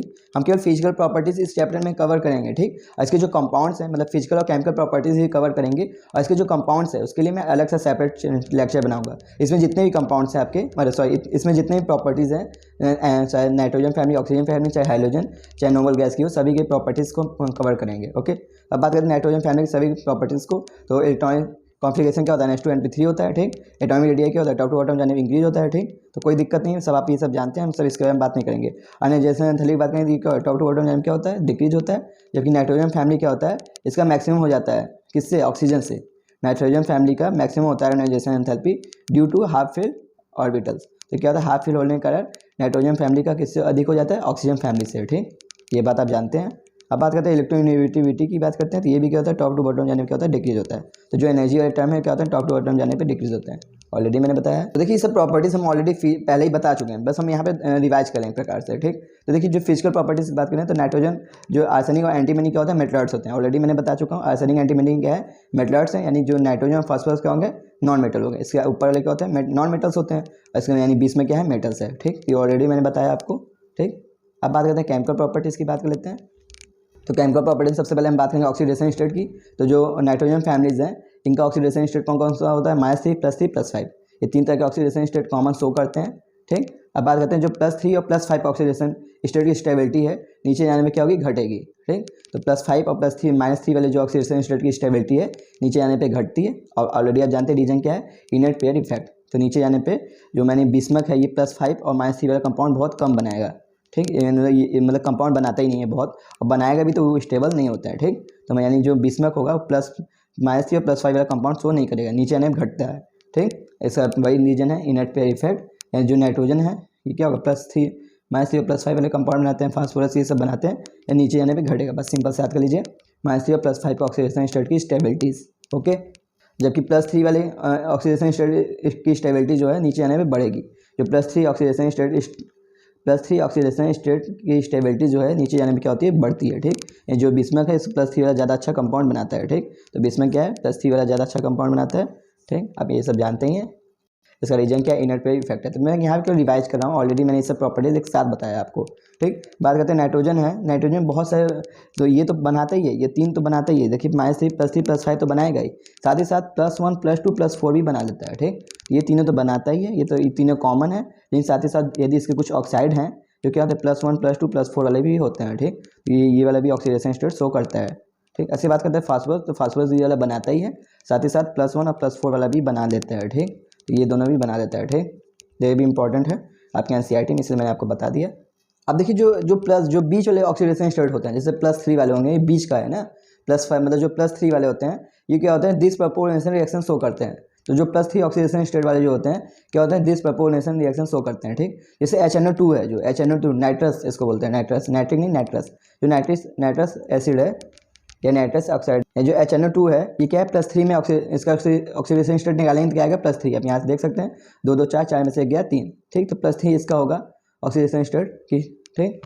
तो जो बीच वाले होते हैं, यानी जो बीच वाले होते हैं क्या करते हैं, डिसप्रपोर्शनेशन रिएक्शन शो करते हैं। डिसप्रपोर्शनेशन क्या होता है, मतलब दोनों में टूट जाएंगे, अपने ज़्यादा ऑक्सीडेशन में भी बदलते हैं, अपने कम वाले में ऑक्सीडेशन वाले में भी टूटते हैं। ये दोनों में टूटेगा, अपने ज़्यादा वाले ऑक्सीडेशन स्टेट में भी टूटता है, अपने कम वाले में भी टूटेगा। तो जो बीच वाले होते हैं क्या होते हैं, अपने ज़्यादा वाले में टूटेंगे, अपने कम वाले में टूटेंगे, ठीक। तो जो HNO2 है किस में टूटेगा, HNO3 में टूटेगा और NO में टूटेगा, ठीक। तो HNO2 किस में टूटेगा, HNO3 में टूटेगा, NO में टूटेगा। बहुत ज़्यादा इंपॉर्टेंट है क्योंकि आपके एनसीईआरटी ने एकदम दिया है, एकदम डिट्टो, ठीक। और साथ ही साथ वाटर भी निकालेगा। तो ये आपने दिया है डिसप्रपोर्शनेशन रिएक्शन, ठीक, इंपॉर्टेंट है। अब बात करते हैं कुछ नाइट्रोजन के केमिकल प्रॉपर्टीज़ की बात करते हैं। तो इसमें सबसे पहले हम बात करेंगे रिएक्टिविटी टुवर्ड मतलब हाइड्रोजन, ठीक। तो नाइट्रोजन फैमिली का हाइड्रोजन के साथ रिएक्शन कराते हैं तो क्या होता है, इसके बारे में बात करते हैं। तो जो नाइट्रोजन फैमिली हाइड्रोजन के साथ रिएक्शन करके EH3 टाइप के कंपाउंड बनाते हैं। तो नाइट्रोजन फैमिली हाइड्रोजन के साथ रिएक्शन करके EH3 टाइप के कंपाउंड बनाएंगे, ओके। अब बात करते हैं जो EH3 टाइप के कंपाउंड है, इसके सभी स्ट्रक्चर मतलब जो हाइड्राइड हैं इसके हम सभी ऑलरेडी बात कर चुके हैं। जिसके प्रॉपर्टीज़ के ऑलरेडी सभी हम बात कर चुके हैं हाइड्राइड्स के, ठीक। पहले हम कौन कौन सी बातें कर चुके हैं हाइड्राइड्स के, बेसिक स्ट्रेंथ की बात करते हैं। तो देखिए एसिडिक स्ट्रेंथ क्या होता है, इसके लिए इन्वर्सली प्रोपोर्शनल हो जाता है हाइड्राइड के लिए, ठीक। या नीचे जाने बढ़ेगा। तो बेसिक स्ट्रेंथ क्या होगा, ये जस्ट उल्टा हो जाएगा, ठीक। अमोनिया सबसे ज़्यादा बेसिक होता है, आपको पता भी होगा, ठीक। अमोनिया क्या होगा, सबसे ज़्यादा बेसिक होगा। तो ये बेसिक स्ट्रेंथ की ऑर्डर यही हो जाएगा। ठीक, अब बात करते हैं बॉन्ड डिसोसिएशन एनर्जी। तो ये सब हम बता चुके हैं आपको पता है बॉन्ड डिसोसिएशन एनर्जी क्या होता है, हमेशा चाहे जहाँ भी एनर्जी का टर्म आ जाए नीचे जाने पर क्या होगा, घटेगा। ठीक, तो ये भी क्या होगा, नीचे जाने पर घटेगा, अब यहाँ से देख सकते हैं। ठीक, अब बात करते हैं रिड्यूसिंग एजेंट की बात करते हैं। तो रिड्यूसिंग एजेंट जो है, तो देखिए रिड्यूसिंग एजेंट क्या है, इसका जस्ट उल्टा है। ठीक, तो बॉन्ड डिसोसिएशन एनर्जी का जस्ट उल्टा है। ठीक, तो जिसका मतलब कि बॉन्ड डिसोसिएशन एनर्जी ज़्यादा हो गई, ठीक, उसका क्या होगा, रिड्यूसिंग कैरेक्टर कम होगा। ठीक, तो जैसे इसका उल्टा कर दीजिएगा, ये देखिए ये इसका ऑर्डर ऐसे, तो रिड्यूसिंग कैरेक्टर ऑर्डर क्या हो जाएगा, जस्ट उल्टा हो जाएगा। तो ऑलरेडी मैंने बता चुका हूँ। बात करें थर्मोस्टेबिलिटीज़ की, तो थर्मोस्टेबिलिटीज़ भी क्या होती है, मतलब हाइड्रोजन बॉन्ड बनाने का जो है जो अमोनियाज हैं ये सब का ज़्यादा हो जाती है। ठीक, तो हाइड्रोजन बॉन्ड बनाने का अमोनिया का ज़्यादा हो जाता है। ठीक, यही हो जाएगा। हाइड्राइड के केस में क्या होगा, ऊपर वाले मतलब कि टॉप टू बॉटम जाने पर क्या होता है, घटता है। ठीक, ऑलरेडी मैंने बताया इसके बारे में भी, तो ये सभी कैरेक्टर के बारे में ऑलरेडी मैंने बता दिया है, जितने भी हाइड्राइड्स के कैरेक्टर है। अब देखिए बात करते हैं, क्वेश्चन बहुत अच्छा इंपॉर्टेंट है क्योंकि मैं लाया हूँ, बहुत पुराना है। Of the following hydrides which one of the lowest boiling point, इसमें कौन सा किसका सबसे लोएस्ट बॉइलिंग पॉइंट होता है, ये आपको बताना है। ठीक, तो सिंपल सा याद करिए, पीएच3 का जो होता है फास्फोरस हाइड्राइड जो होते हैं, इसका बॉइलिंग पॉइंट सबसे कम होता है। मेल्टिंग पॉइंट में कोई दिक्कत नहीं है, मेल्टिंग पॉइंट क्या होता है, टॉप टू बॉटम जाने में डिक्रीज होता है, थर्मोस्टेबिलिटीज के ही तरह चलता है। तो देखिए हमेशा हम देखते हैं यही है कि जो मेल्टिंग पॉइंट और बॉइलिंग पॉइंट है ये थर्मोस्टेबिलिटीज पे ही पे डिपेंड करता है। ठीक, लेकिन क्या होता है, कुछ कहीं कहीं आपको देखने में मिलता है बॉइलिंग पॉइंट में कुछ डिफरेंस, क्योंकि उसके स्ट्रक्चर में कुछ डिफरेंट आने का क्या होता है, बॉइलिंग पॉइंट चेंज आते हैं। ठीक, तो बॉइलिंग पॉइंट का ऑर्डर आपको कहीं भी मतलब सही नहीं मिलेगा, इधर उधर मिलता है। ठीक, बस लेकिन आप सिंपल से याद कर लीजिए, जो फास्फोरस है वो सबसे कम उसका बॉइलिंग पॉइंट होता है। ठीक, जबकि जो अमोनिया है हाइड्रोजन बॉन्ड बनाने का इस तो बीच में आ जाता है। ठीक, ओके, तो आप सिंपल से याद कर लीजिए, बॉइलिंग पॉइंट का ऑर्डर पूछ भी ले, बहुत पुराना क्वेश्चन है, फास्फोरस का सबसे कम होता है। ओके, अब दूसरा बात करते हैं रिएक्टिविटी टुवर्ड ऑक्सीजन। तो जो नाइट्रोजन फैमिली है, ऑक्सीजन के साथ रिएक्शन करके दो तरह के कंपाउंड बनाते हैं। तो नाइट्रोजन फैमिली जो होते हैं ऑक्सीजन के साथ रिएक्शन करके दो तरह के कंपाउंड बनाते हैं, एक होता है E2O3, एक होता है E2O5। तो दो तरह के कंपाउंड बनाएंगे, एक बनाएगा E2O3 टाइप का कंपाउंड, एक बनाता है E2O5 टाइप का कंपाउंड। ठीक, अब बात करते हैं जो ये क्या नाम है, आर्सेनिक और एंटीमनी है, ये दोनों क्या होते हैं, एम्फीटोरिक। इसके जो ऑक्साइड होते हैं क्या होते हैं, एम्फीटोरिक होते हैं। ठीक, तो ऑलरेडी मैंने बताया था ये मेटलॉइड्स होते हैं, इसलिए कैसा ऑक्साइड बना लेते हैं, एम्फीटोरिक बना लेते हैं। ठीक, तो आर्सेनिक और एंटीमनी की जो ऑक्साइड होते हैं क्या होते हैं, एम्फीटोरिक होते हैं। ठीक, नाइट्रोजन फॉस्फोरस के ऑक्साइड जो होते हैं एसिडिक होते हैं, और जो बिस्मथ होते हैं कैसा होता है, बेसिक होता है इसका ऑक्साइड। ठीक, तो सिंपल से याद कर लीजिए, आर्सेनिक एंटीमनी का ऑक्साइड एम्फीटोरिक, नाइट्रोजन फॉस्फोरस का ऑक्साइड एसिडिक, और बिस्मथ का ऑक्साइड बेसिक होता है। ठीक, अब अगला ये बात करते हैं, जो एसिडिक स्ट्रेंथ होता है जो E2O5 का ज़्यादा होता है, E2O5 जो वाले जो कंपाउंड होते हैं उसका ज़्यादा होता है E2O3 वाले कंपाउंड से। ठीक, इसका रीजन वही है कि ये +5 में ऑक्सीडेशन है, ये +3 में, तो +5 वाला का ज़्यादा होगा। और एसिडिक स्ट्रेंथ क्या होता है, जिसका ऑक्सीडेशन नंबर ज़्यादा होगा। तो बस इसको भी आपको याद करने की कोई ज़रूरत है नहीं, आपको पता होना चाहिए। ठीक, तो इसका ऑक्सीडेशन नंबर ज़्यादा है इसलिए इसका एसिडिक स्ट्रेंथ ज़्यादा होगा इससे। ठीक, अब बात करते हैं रिएक्टिविटी टुवर्ड हाइड्रोजन। तो जो नाइट्रोजन फैमिली होते हैं हाइड्रोजन के साथ रिएक्शन करके ये भी दो तरह के कंपाउंड बनाते हैं, एक EX3 टाइप का कंपाउंड, एक EX5 टाइप के कंपाउंड। ठीक, तो नाइट्रोजन फैमिली जो होते हैं हाइड्रोजन के साथ रिएक्शन करके क्या बनाता है, EX3 और EX5 टाइप के कंपाउंड बनाते हैं। ठीक, अब बात करते हैं, बहुत ज़्यादा इंपॉर्टेंट है कि नाइट्रोजन जो होता है डज नॉट फॉर्म पेंटाहेलाइड। तो नाइट्रोजन कभी पेंटाहेलाइड नहीं बना सकता है due to absent of d orbital, क्योंकि उसके बाद डी ऑर्बिटल्स नहीं होता है। ठीक, तो नाइट्रोजन ऑक्साइड बना लेता है, नाइट्रोजन का पेंटा ऑक्साइड आपने देखा होगा N2O5 होता है। ठीक, नाइट्रोजन पेंटा ऑक्साइड तो बना सकता है, लेकिन नाइट्रोजन पेंटाहेलाइड नहीं बना सकता। ऑक्साइड ऐसा क्यों बना सकता है, ऑक्साइड बना सकता है, हैलाइड नहीं बना सकता है, इसका रीजन यही है कि ऑक्सीजन के पास डबल बॉन्ड होता है, इसलिए क्या होता है +5 वाला भी बना सकता है वो। ठीक, तो ऑक्सीजन के पास डबल बॉन्ड होने के कारण ये पेंटाहेलाइड तक पेंटा ऑक्साइड बना सकता है जो नाइट्रोजन है, लेकिन पेंटाहेलाइड नहीं बना पाएगा। ठीक, क्योंकि जो होता है ये सिंगल बॉन्ड बनाते हैं, और सिंगल बॉन्ड के लिए इसको जितने सिंगल बॉन्ड हो उतने उसको डी ऑर्बिटल्स चाहिए। ठीक, तो इसके बाद डी ऑर्बिटल्स नहीं होता है नाइट्रोजन के पास। ठीक, तो बस सिंपल से ही ऑक्साइड बना सकता है पेंटा, पर हैलाइड्स नहीं बना सकता। ठीक, तो nitrogen does not form pentahalide due to absent of d orbitals, तो बहुत ज़्यादा इंपॉर्टेंट है ये भी। अब बात करते हैं pentahalide are more covalent than trihalide. ठीक, तो जो पेंटाहेलाइड होते हैं वो ज़्यादा कोवैलेंट होते हैं ट्राईहेलाइड, तो जो पेंटाहेलाइड जो होंगे ये ज़्यादा कोवैलेंट होते हैं। इसका रीजन भी मैंने बताया था, क्योंकि इसके पास बॉन्ड ज़्यादा है, जो पेंटाहेलाइड है इसके पास बॉन्ड ज़्यादा है, इसलिए ज़्यादा ही कोवैलेंट होता है ट्राईहेलाइड से। ओके, अब अगला बात करते हैं रिएक्टिविटी टुवर्ड मेटल्स। तो देखिए ये सब क्या होता है, -3 वाले जो ऑक्सीडेशन, सॉरी फिर से एक बार बोल देते हैं, रिएक्टिविटी टुवर्ड मेटल्स के बारे में बात करते हैं। तो जो होते हैं नाइट्रोजन फैमिली क्या होता है, -3 ऑक्सीडेशन स्टेट शो करते हैं। नाइट्रोजन फैमिली क्या होता है, -3 वाला भी ऑक्सीडेशन स्टेट शो करते हैं। तो -3 ऑक्सीडेशन स्टेट होने के कारण ये मेटल साथ नाइट्राइड भी बना देते हैं। ठीक, तो -3 ऑक्सीडेशन स्टेट होने के कारण क्या कर सकते हैं, मेटल साथ रिएक्शन कर सकते हैं। ठीक, तो मेटल जैसे हो गया कैल्शियम नाइट्राइड बना सकता है, कैल्शियम फास्फाइड बना सकता है, नाइट्रोजन आर्सेनाइड बना सकता है, जिंक टीन जिंक एंटीमिनाइट भी बना सकता है। ओके, तो ये आपके नीट का ही क्वेश्चन 1998 का क्वेश्चन है। In which of the following compound not exist, तो कौन सा कंपाउंड एग्जिस्ट नहीं कर सकता? तो मैंने बोला हैलाइड जो होते हैं पेंटा नहीं बना सकते, नाइट्रोजन का जो हैलाइड्स है वो पेंटा हैलाइड्स कभी नहीं बना सकता नाइट्रोजन। तो ऑप्शन ये आपको मिल गया सीधे से, नाइट्रोजन कभी पेंटा हैलाइड्स नहीं बना सकता। तो ऑप्शन कौन सा? अब बात करते हैं एब्नॉर्मस प्रॉपर्टी ऑफ नाइट्रोजन। तो नाइट्रोजन के एब्नॉर्मस प्रॉपर्टीज़ की बात कर लेते हैं। तो जो नाइट्रोजन के एब्नॉर्मस मतलब अपने ग्रुप में सबसे ज़्यादा अलग प्रॉपर्टीज शो करता है नाइट्रोजन, इसे कहते हैं एब्नॉर्मस प्रॉपर्टीज़। अब ऐसा क्यों शो करता है? क्योंकि जो होते हैं नाइट्रोजन, इसका साइज बहुत छोटा होता है, ठीक, स्मॉल साइज होता है, हाई इलेक्ट्रोनेगेटिविटी, बहुत ज़्यादा इसको इलेक्ट्रोनेगेटिविटी होती है, और बहुत ही ज़्यादा आयनाइजेशन एंथैल्पी होता है। तो ये सब बहुत ज़्यादा होने के कारण ये क्या होता है, एब्नॉर्मस कुछ प्रॉपर्टीज शो करते हैं। और इसमें क्या होता है, डी ब्लॉक ऑब्सेंट भी होता है, डी ब्लॉक ऑब्सेंट होता है। तो ये सब इसी के कारण क्या होता है, कुछ एब्नॉर्मस प्रॉपर्टीज शो करते हैं। ठीक, पहला क्या है, ये फॉर्म करता है p pi multiple bond due to small size and high electronegativity. तो क्या करता है, पी पाई मल्टीपल बॉन्ड बना सकता है क्योंकि इसका जो साइज है बहुत छोटा है और हाई इलेक्ट्रोनेगेटिविटी होने के कारण। ठीक, तो जो नाइट्रोजन है ये मल्टीपल बॉन्ड बना सकता है, जैसे नाइट्रोजन के साथ 3 बॉन्ड बना सकता है, जैसे एन। ठीक, अब ये भी सकते हैं, जैसे साइनाइड में कार्बन के साथ 3 बॉन्ड बना सकता है, साइनाइड बना के। ठीक, नाइट्रोजन ऑक्सीजन से डबल बॉन्ड बना सकता है, तो इससे मल्टीपल बॉन्ड बना सकता है। ठीक, तो ये एनसीईआरटी होता है form p pi multiple bond due to small size and high electronegativity. तो इसका रीजन भी बताता है क्या, स्मॉल साइज और हाई इलेक्ट्रोनेगेटिविटी होने का बहुत सारे बॉन्ड बना सकता है। ठीक, अब बात करता है जबकि जो अदर होते हैं, जो ग्रुप में अदर होते हैं, अदर ग्रुप डज नॉट, मतलब अदर ग्रुप सॉरी मतलब इन ग्रुप अदर एलिमेंट्स, जो अदर एलिमेंट्स होते हैं does not form p pi multiple bond. जो अदर एलिमेंट्स है वो क्या होता है, पी पाई मल्टीपल बॉन्ड नहीं बना सकते। ओके, अब बनाएंगे तो बहुत वीक होगा। ठीक, बॉन्ड उनका बहुत वीक होगा। जैसे फास्फोरस है वो 4 लोग के साथ बॉन्ड बनाता है, अभी क्या होगा, सिंगल बॉन्ड बनाता है, मल्टीपल बॉन्ड नहीं बना पाता है। ठीक, तो फास्फोरस देखिए P4 बनाता है, अभी क्या होता है, सिंगल बॉन्ड होता है, चारों फास्फोरस क्या होते हैं, सिंगल बॉन्ड होते हैं। ठीक, अब यहाँ देख सकते हो। ओके, ऐसे आर्सेनिक भी क्या ऐसे सिंगल बॉन्ड बनाते हैं, तो ये सब क्या होता है, सिंगल बॉन्ड बनाते हैं, मल्टीपल बॉन्ड नहीं बना पाते हैं। ओके, इसका रीजन वही है क्योंकि क्या है जो ये स्मॉल साइज का होता है नाइट्रोजन और हाई इलेक्ट्रोनेगेटिविटी करे पी पाई मल्टीपल बॉन्ड बना सकता है। ठीक, रीजन यही है। अब अगला बात करते हैं बॉन्ड डिसोसिएशन एनर्जी, बहुत ईजी है। ठीक, बॉन्ड डिसोसिएशन एनर्जी, मैंने जब भी बोला एनर्जी जहाँ भी टर्म है आप आग बंद करके क्या कर दीजिए, टॉप टू मतलब नीचे आने क्या होता है, घटता है। ठीक, तो जहाँ भी एनर्जी टर्म आ जाए क्या होता है, नीचे आने में घटेगा। तो बात करते हैं बॉन्ड डिसोसिएशन एनर्जी। तो देखिए N2 है, नाइट्रोजन का है, फास्फोरस है, आर्सेनिक है, एंटीमनी। तो बॉन्ड डिसोसिएशन मतलब तो बॉन्ड किसको मतलब कम एनर्जी देना होगा, किसको ज़्यादा एनर्जी देना होगा तोड़ने में। ठीक, तो नाइट्रोजन को बहुत ज़्यादा एनर्जी देना पड़ता है उसको तोड़ने के लिए, इसके बॉन्ड को। ठीक, तो बॉन्ड को ब्रेक करने वाली एनर्जी को ही कहते हैं बॉन्ड डिसोसिएशन एनर्जी। और नाइट्रोजन इसको बहुत ज़्यादा एनर्जी देनी पड़ेगी इसको बॉन्ड को तोड़ना है तो।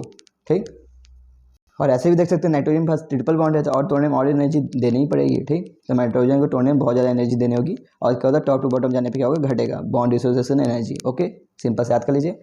ये 2001 का क्वेश्चन, बहुत पुराना क्वेश्चन आते थे। Nitrogen form N2 but phosphorus is covalent into P4 form this reason, P4 form P the reason is. तो बोला nitrogen form N2, nitrogen N2 बनाता है जबकि फास्फोरस क्या बनाता है, इज कन्वर्टेड इनटू P4। जो फास्फोरस है क्या किसमें कन्वर्ट होता है, P4 में। ठीक, नाइट्रोजन N2 बनाता है जबकि फास्फोरस क्या बनाता है, P4 बनाता है from P this reason is. तो ये जो P4 जो P का रीजन है क्या है, ठीक, P द रीजन इज, तो रीजन क्या है। ठीक, तो यही है सिंपल रीजन, जो P pi bond is weak. जो फास्फोरस में जो पी पाई बॉन्ड होता है वो वीक होता है या होता ही नहीं है, जो अदर होते हैं इनके पास होते हैं। केवल पी पाई मल्टीपल बॉन्ड बनाने की कैपेसिटी किसके पास होती है, नाइट्रोजन के पास होती है। ठीक, तो ये वाला मत मारिएगा क्योंकि फास्फोरस के लिए पूछ रहा है, इसलिए पूछो क्या होगा, P pi bond is weak, इसके लिए क्योंकि फास्फोरस के पास पूछा है। या तो वीक होगा या तो क्या होगा, होगा ही नहीं पी पाई मल्टीपल बॉन्ड। ठीक, इसीलिए ये क्या होता है, N2 टाइप के कंपाउंड नहीं बना पाते हैं। ठीक, यही है रीज़न। अब बात करते हैं ऑक्सीजन फैमिली। तो हमने बोला जितने सबके जो प्रॉपर्टीज़ हैं मैं इसको एक साथ पढ़ा दूंगा। ठीक, और इसके कंपाउंड्स को मैं अलग चैप्टर बनाऊंगा। तो जो अभी फास्फोरस के कंपाउंड है, जो ऑक्सीजन कंपाउंड है, जो हाइड्रोजन के कंपाउंड, सबको मैं अलग से बनाऊंगा, कंपाउंड को अलग। ठीक, बाकी जो जितनी भी प्रॉपर्टीज़ है इसको मैंने एक साथ बताया ताकि आपको याद करने में बहुत ईजी हो। ये प्रॉपर्टीज़ आपको सब याद हो जाएगी, कंपाउंड तो आपको उसमें रटना होता है कंपाउंड्स में, तो रटने वाला मैंने अलग से बनाया, समझने वाला मैंने एक साथ बना दिया। ठीक, अब बात करते हैं ऑक्सीजन फैमिली की बात करते हैं। तो ऑक्सीजन फैमिली का इलेक्ट्रॉनिक कॉन्फ़िगरेशन क्या होता है, NH2 होता है। ठीक, तो ऑक्सीजन फैमिली का वही NH2 होता है। एटॉमिक रेडियाई की बात करते हैं, टॉप टू बॉटम जाने क्या होगा, इंक्रीज होगा। ठीक, तो टॉप टू बॉटम जाने क्या होता है, इंक्रीज होता है एटॉमिक रेडियाई। आयनाइजेशन एंथैल्पी बात करते हैं तो टॉप टू बॉटम जाने पे डिक्रीज होता है। इलेक्ट्रोनेगेटिविटी क्या होता है, टॉप टू बॉटम जाने पे डिक्रीज होता है। ओके, इसके फिजिकल प्रॉपर्टीज़ की बात कर लेते हैं। जो सेलेनियम और टेलुरियम में मेटलाइट्स होते हैं, सेलेनियम और टेलुरियम जो होते हैं क्या होते हैं, मेटलाइट्स होते हैं। ऑक्सीजन सल्फर क्या होते हैं, नॉन मेटल्स होते हैं। और पोलोनियम क्या होता है, मेटल्स होता है। ठीक, सेम उसी तरह नाइट्रोजन में भी क्या होता है, दो बीच वाले जो होते थे क्या होते थे, बीच वाले जो बी चले आर्सेनिक एंटीमनी होता है तो वो भी क्या होता है मेटलर्स होते हैं, तो उसी तरह याद कर सकते हैं। ऐसे इसमें भी है, बी चले क्या हैं मेटलर्स हैं, यानी सेलेनियम और टेलुनियम क्या है मेटलर्स हैं, ऑक्सीजन सल्फर क्या है नॉन मेटल्स है और पोलोनियम क्या है मेटल्स है। ओके, अब बात करते हैं केमिकल प्रॉपर्टीज़ की। तो केमिकल प्रॉपर्टीज सबसे पहले हम बात करेंगे ऑक्सीडेशन स्टेट के बारे में। तो ऑक्सीजन है, ऑक्सीजन जो फैमिली है वो क्या होता है, कौन कौन से ऑक्सीडेशन स्टेट शो करते हैं -2 +2 +4 +6। तो कौन कौन से ऑक्सीडेशन स्टेट शो करती है -2 +2 +4 +6 ऑक्सीजन फैमिली। ठीक, अब बात करते हैं जो ऑक्सीजन है वो -2 वाला ही, तो ऑक्सीजन जो है -2 वाला ही कंपाउंड बना सकता है। ठीक, केवल -2 बना सकता है। जैसे आपने देखा होगा ना कि जो फ्लोरीन होता है, मैंने वहाँ भी बताया था फ्लोरीन जो होता है केवल -1 बनाता था। ठीक, क्योंकि बहुत ज़्यादा इलेक्ट्रोनेगेटिविटी होने का है। ठीक, ऐसे ऑक्सीजन भी है, वो भी क्या है बहुत ज़्यादा इलेक्ट्रोनेगेटिविटी है इसका भी, इससे क्या होता है -2 वाला ही कंपाउंड बनाता है। ठीक, लेकिन क्या है ये फ्लोरीन के साथ, फ्लोरीन तो इससे ज़्यादा इलेक्ट्रोनेगेटिविटी है इसलिए, लेकिन फ्लोरीन के साथ जब बनाना होगा तो +2 वाला कंपाउंड बनाएगा। ठीक, तो केवल एक ऐसा मात्र एग्जाम्पल है OF2 जो है, इसी में क्या होता है +2 वाला कंपाउंड बनाता है, बाकी सब में वो -2 वाला ही कंपाउंड बनाएगा। ठीक, तो प्लस का मात्र एक यही सिंपल से O2 जो F2 यही प्लस का मात्र एक एग्जाम्पल है, बाकी सब इसका क्या होगा -2 वाले ही कंपाउंड हो गए। ओके, -2 किसी किसी -1 भी होता है, इससे परऑक्साइड वाला, अरे सॉरी सुपर ऑक्साइड जो है, ठीक सुपर ऑक्साइड परऑक्साइड उसमें -1 भी होता है। ठीक, -1 या ½ 1 भी होता है लेकिन माइनस में होगा। ठीक, लेकिन जो +2 वाला जो होगा, प्लस मतलब जो प्लस में होगा केवल एक ही कंपाउंड है OF2। ठीक, ये प्लस में है केवल एक ही कंपाउंड, बाकी माइनस में -1 भी होता है और परऑक्साइड भी कुछ बनाते हैं तो उसमें क्या होता है -1 भी होता है। ठीक, आप जानते ही होंगे ऑलरेडी, लेकिन जो प्लस में कभी नहीं बनाता है, प्लस में बनाएगा वो भी किसके साथ फ्लोरीन के साथ, OF2 जो है ये क्या एक प्लस में है। ठीक, तो सिंपल से याद के लिए बहुत ज़्यादा इंपॉर्टेंट है, इसलिए इसको ऐसे बोलते हैं फ्लोराइड, अरे मतलब कि ऑक्सीजन फ्लोराइड बोलते हैं, इस कंपाउंड बोलते हैं ऑक्सीजन फ्लोराइड। ठीक, फ्लोरीन ऑक्साइड नहीं बोलेंगे, ऑक्सीजन फ्लोराइड, क्योंकि फ्लोरीन ज़्यादा इलेक्ट्रोनेगेटिव है इसलिए ऑक्सीजन फ्लोराइड बोलते हैं। ठीक, ऑलरेडी मैं इसको हाइड्रोजन में भी फिर बताऊंगा। ठीक, अब चलिए हम बात करते हैं कि जो अदर होते हैं क्या होता है -2 +2 +4 +6 ये सब बना सकते हैं, लेकिन ऑक्सीजन क्या होता है -2 वाला ही बनाता है। ठीक, जबकि अदर सब होता है -2 +2 +4 +6 सब बना सकते हैं। ठीक, अब बात करते हैं कि स्टेबिलिटीज़ की। तो -2 और +6 का ऑक्सीडेशन स्टेट की स्टेबिलिटी नीचे आने पर घटेगी, वही इनर्ट पेयर इफेक्ट है सिंपल सा। -2 और +6 ऑक्सीडेशन स्टेट की स्टेबिलिटी क्या होगी, नीचे आने पर घटेगी, इनर्ट पेयर इफेक्ट। ठीक, आप जानते ही हैं। जबकि +4 ऑक्सीडेशन स्टेट की स्टेबिलिटी क्या होगी, नीचे जाने पे बढ़ेगी। तो जो पोलोनियम है टेलोरियम जो है ये क्या होंगे, इसके +4 वाले ही कंपाउंड क्या होंगे स्टेबल होंगे। ठीक, तो +4 वाले ही कंपाउंड स्टेबल होंगे, +6 वाले स्टेबल नहीं होते हैं। ठीक, तो क्या होगा +4 की ऑक्सीडेशन स्टेट की स्टेबिलिटी नीचे जाने पे क्या होती है बढ़ती है, जबकि +6 की और -2 की ऑक्सीडेशन स्टेट की स्टेबिलिटी नीचे जाने पे क्या होगी घटेगी। यानी ऑक्सीजन जो होगा -2 और +6 वाला कंपाउंड अच्छा खासा बना लेगा, लेकिन +6 वाला कंपाउंड, अरे सॉरी +4 वाला कंपाउंड बहुत कम इसके स्टेबल होंगे। ठीक, इसका रीजन सिंपल से इनर्ट पेयर इफेक्ट है, रीजन भी आप जानते हैं।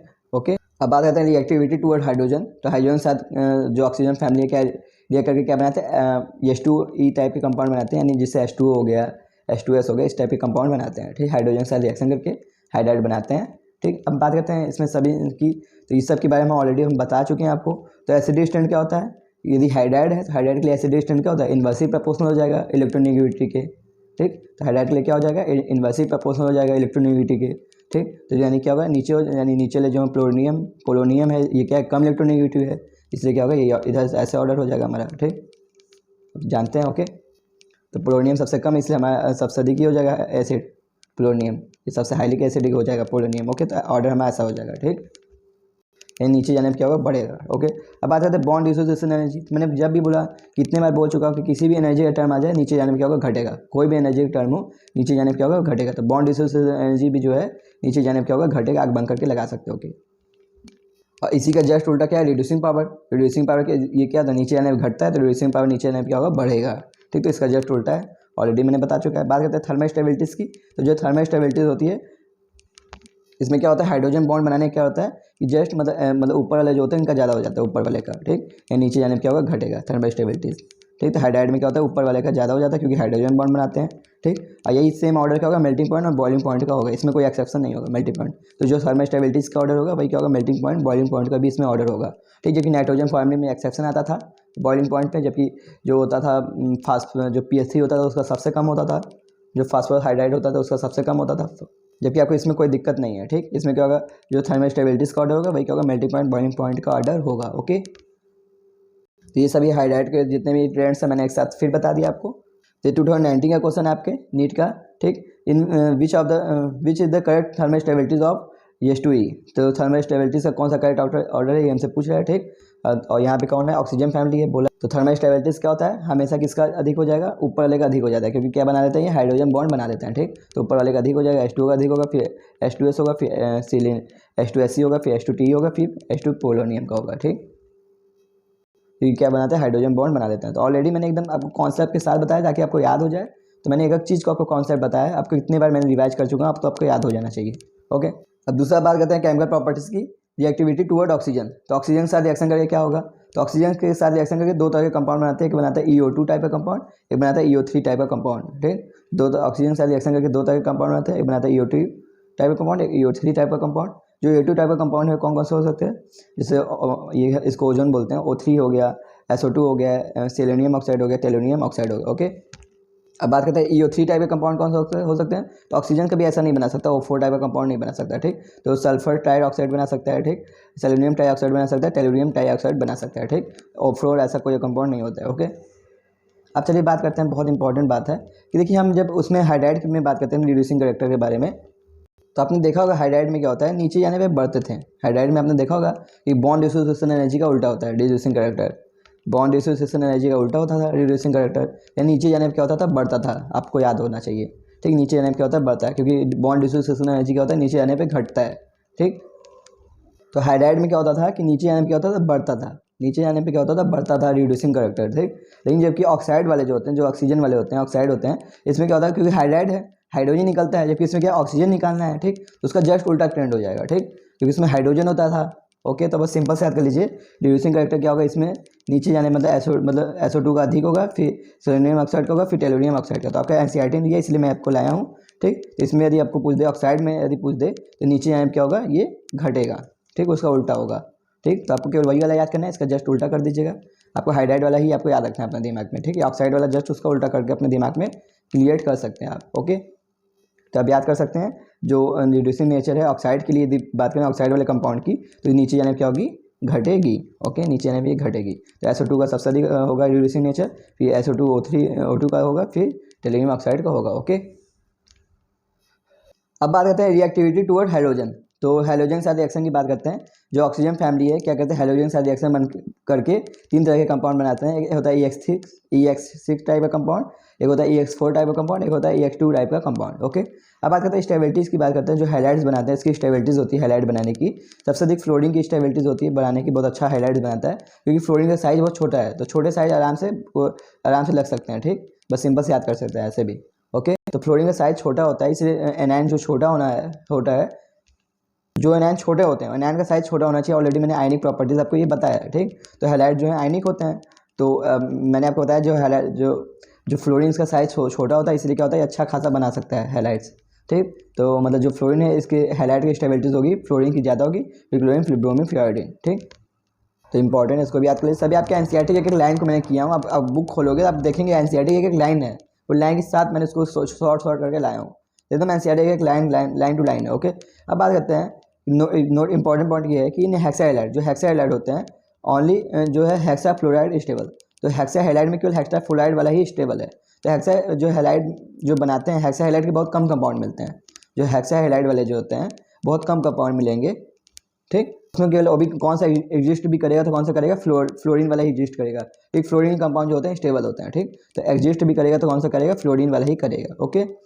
तो हेक्सा हैलाइड यदि बहुत कम कंपाउंड मिलते हैं, लेकिन मिलेंगे भी तो फ्लोरीन के ही मिलेंगे, ठीक। यही बस समझ लीजिए, याद कर लीजिए, ये भी NCERT पूरा लाइन है।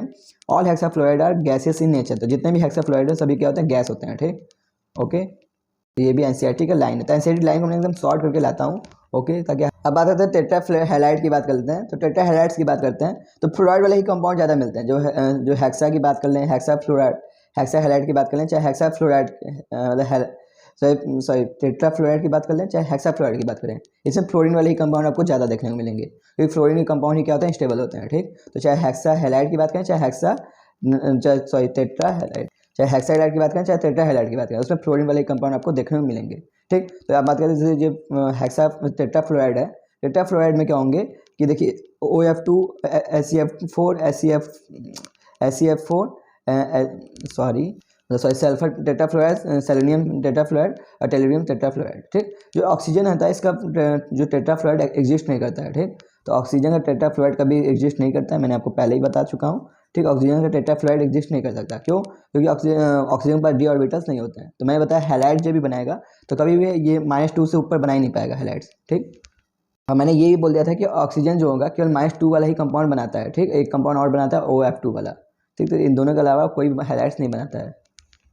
ऑलरेडी मैंने बता दिया ऑक्सीजन का ये वाला फ्लोराइड एग्जिस्ट नहीं करेगा। ठीक, ये वाला नहीं बनेगा, याद कर लीजिए। तो ऑक्सीजन केवल एग्जिस्ट क्या करेगा, -2 वाले कंपाउंड जो होते हैं वो एग्जिस्ट करते हैं, और एक OF2 जो होता है केवल यही, मैं यहाँ लिख देता हूँ OF2, एक OF2 होता है केवल यही बना ही सकता है। OF2 -2 वाले कंपाउंड ही बना सकता है। ठीक, और प्लस वाले में कोई कंपाउंड नहीं बना सकता। ओके, तो बस सिंपल से याद कर लीजिए OF4 नहीं एग्जिस्ट करेगा।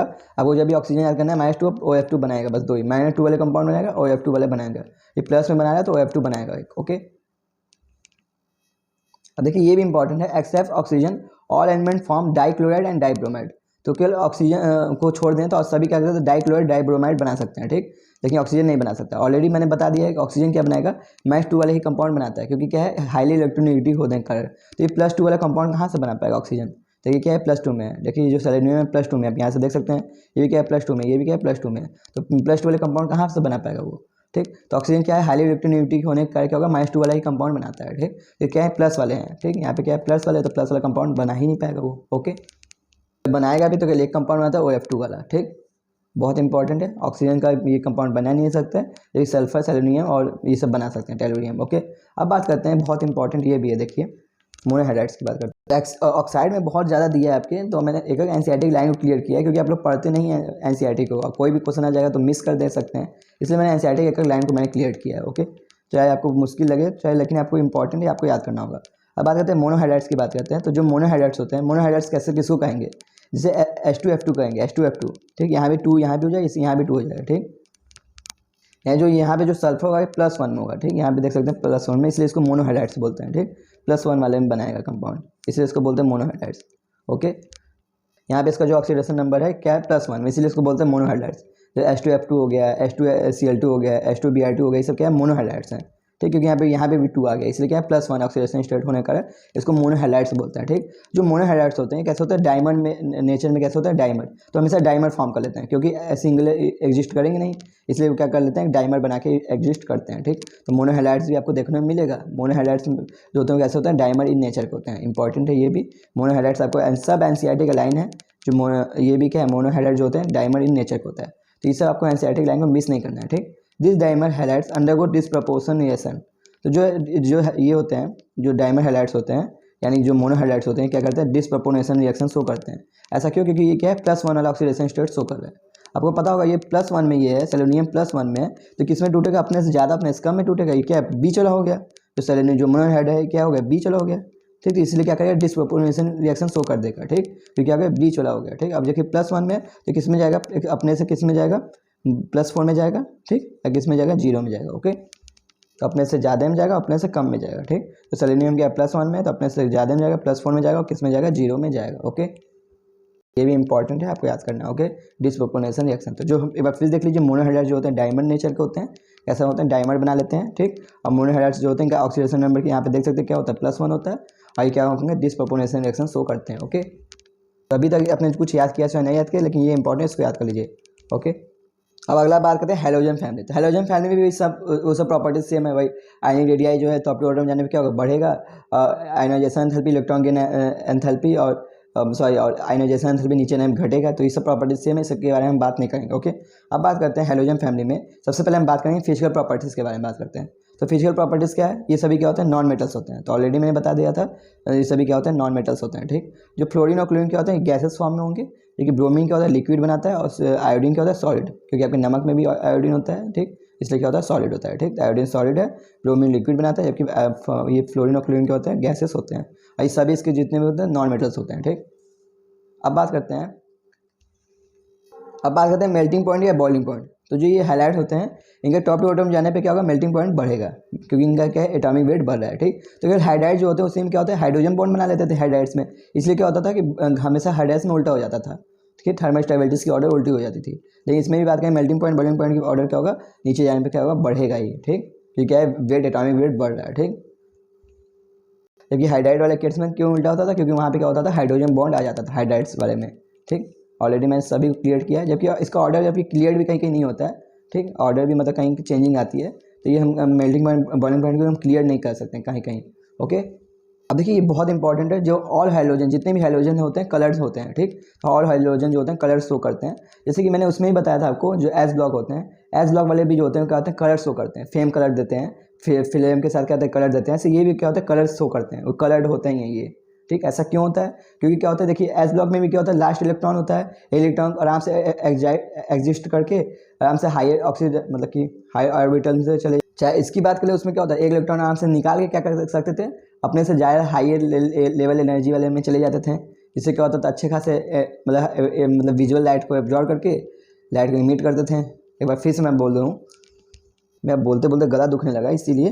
तो देखिए क्या होता है, मैं इसकी बात करता हूँ। तो एस ब्लॉक में यही होता था कि क्या होते थे, उसमें एक इलेक्ट्रॉन होता था लास्ट इलेक्ट्रॉन में, तो इलेक्ट्रॉन आराम से वो निकाल के क्या करते थे, आराम से क्या करते थे कि हाई एनर्जी लेवल में चले जाते थे, जिससे क्या होता था कि एनर्जी को एब्जॉर्ब करके जब वो आते थे अपने वापस ऑर्बिटल्स में आते थे, तो क्या करते थे, एनर्जी को इमिट करते थे।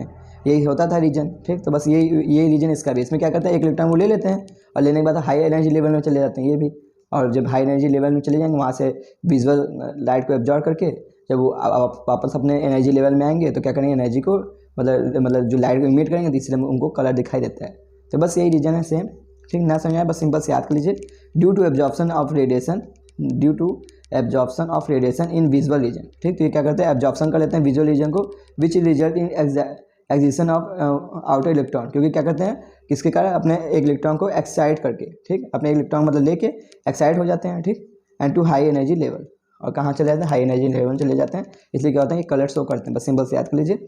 अब बात करते हैं जो आयरन होता है, ये कैसा होता है, येलो कलर का होता है। सो जो फ्लोरीन होता है कैसा होता है, येलो कलर का होता है फ्लोरीन। जो क्लोरीन होता है ग्रीन कलर का होता है, क्लोरीन कैसा होता है, ग्रीन। ब्रोमीन कैसा होता है, रेड। और आयोडीन कैसा होता है, वायलेट। ओके, तो याद कर लीजिए। तो आप सिंपल से याद कर सकते हैं, जैसे क्लोरीन से क्लोरोफिल, क्लोरीन से याद कर सकते हैं क्लोरोफिल कैसा होता है, ग्रीन होता है, ठीक। अब बात करते हैं एफ एलो येलो येलो याद कर सकते हैं, एफ एलो, ठीक। बात करते हैं ब्रोमीन कैसा होता है, रेड। और आयोडीन कैसा होता है, वायलेट। ओके, तो ब्रोमीन से याद कर सकते हैं ब्राउन रेड याद कर सकते हैं, ब्रोमीन से ब्राउन से रेड। आयोडीन से आप सिंपल उसको याद कर लीजिए, वायलेट, ठीक। तो एक बार देखेंगे तो आपको याद हो जाएगा, कोई ज़्यादा इसमें वो नहीं है, ठीक। अब बात करते हैं बॉन्ड डिसोसिएशन एंथैल्पी की बात करते हैं, बहुत यहाँ इंपॉर्टेंट है। हमेशा मैंने आपको बोला था, जहाँ भी एनर्जी टर्म आए टॉप टू बॉटम जाने में क्या होता है, डिक्रीज होता है, ठीक। जहाँ भी बॉन्ड डिसोसिएशन एनर्जी की बात जहाँ भी आए टॉप टू बॉटम जाने में क्या होता है, डिक्रीज होता है, ठीक। लेकिन जो होता है फ्लोरीन, देखिए हमेशा क्या होता है, टॉप टू बॉटम जाने में डिक्रीज होता है, ठीक। तो फ्लोरीन का अधिक होना चाहिए सबसे, फ्लोरीन का सबसे अधिक होना है, लेकिन फ्लोरीन घूम के इधर चला जाता है, ठीक। फ्लोरीन कहाँ चला जाता है, तीसरे नंबर पर चला जाता है। हमने बोला कहीं भी एनर्जी टर्म आ जाए टॉप टू बॉटम जाने क्या होता है, डिक्रीज होता है, ठीक।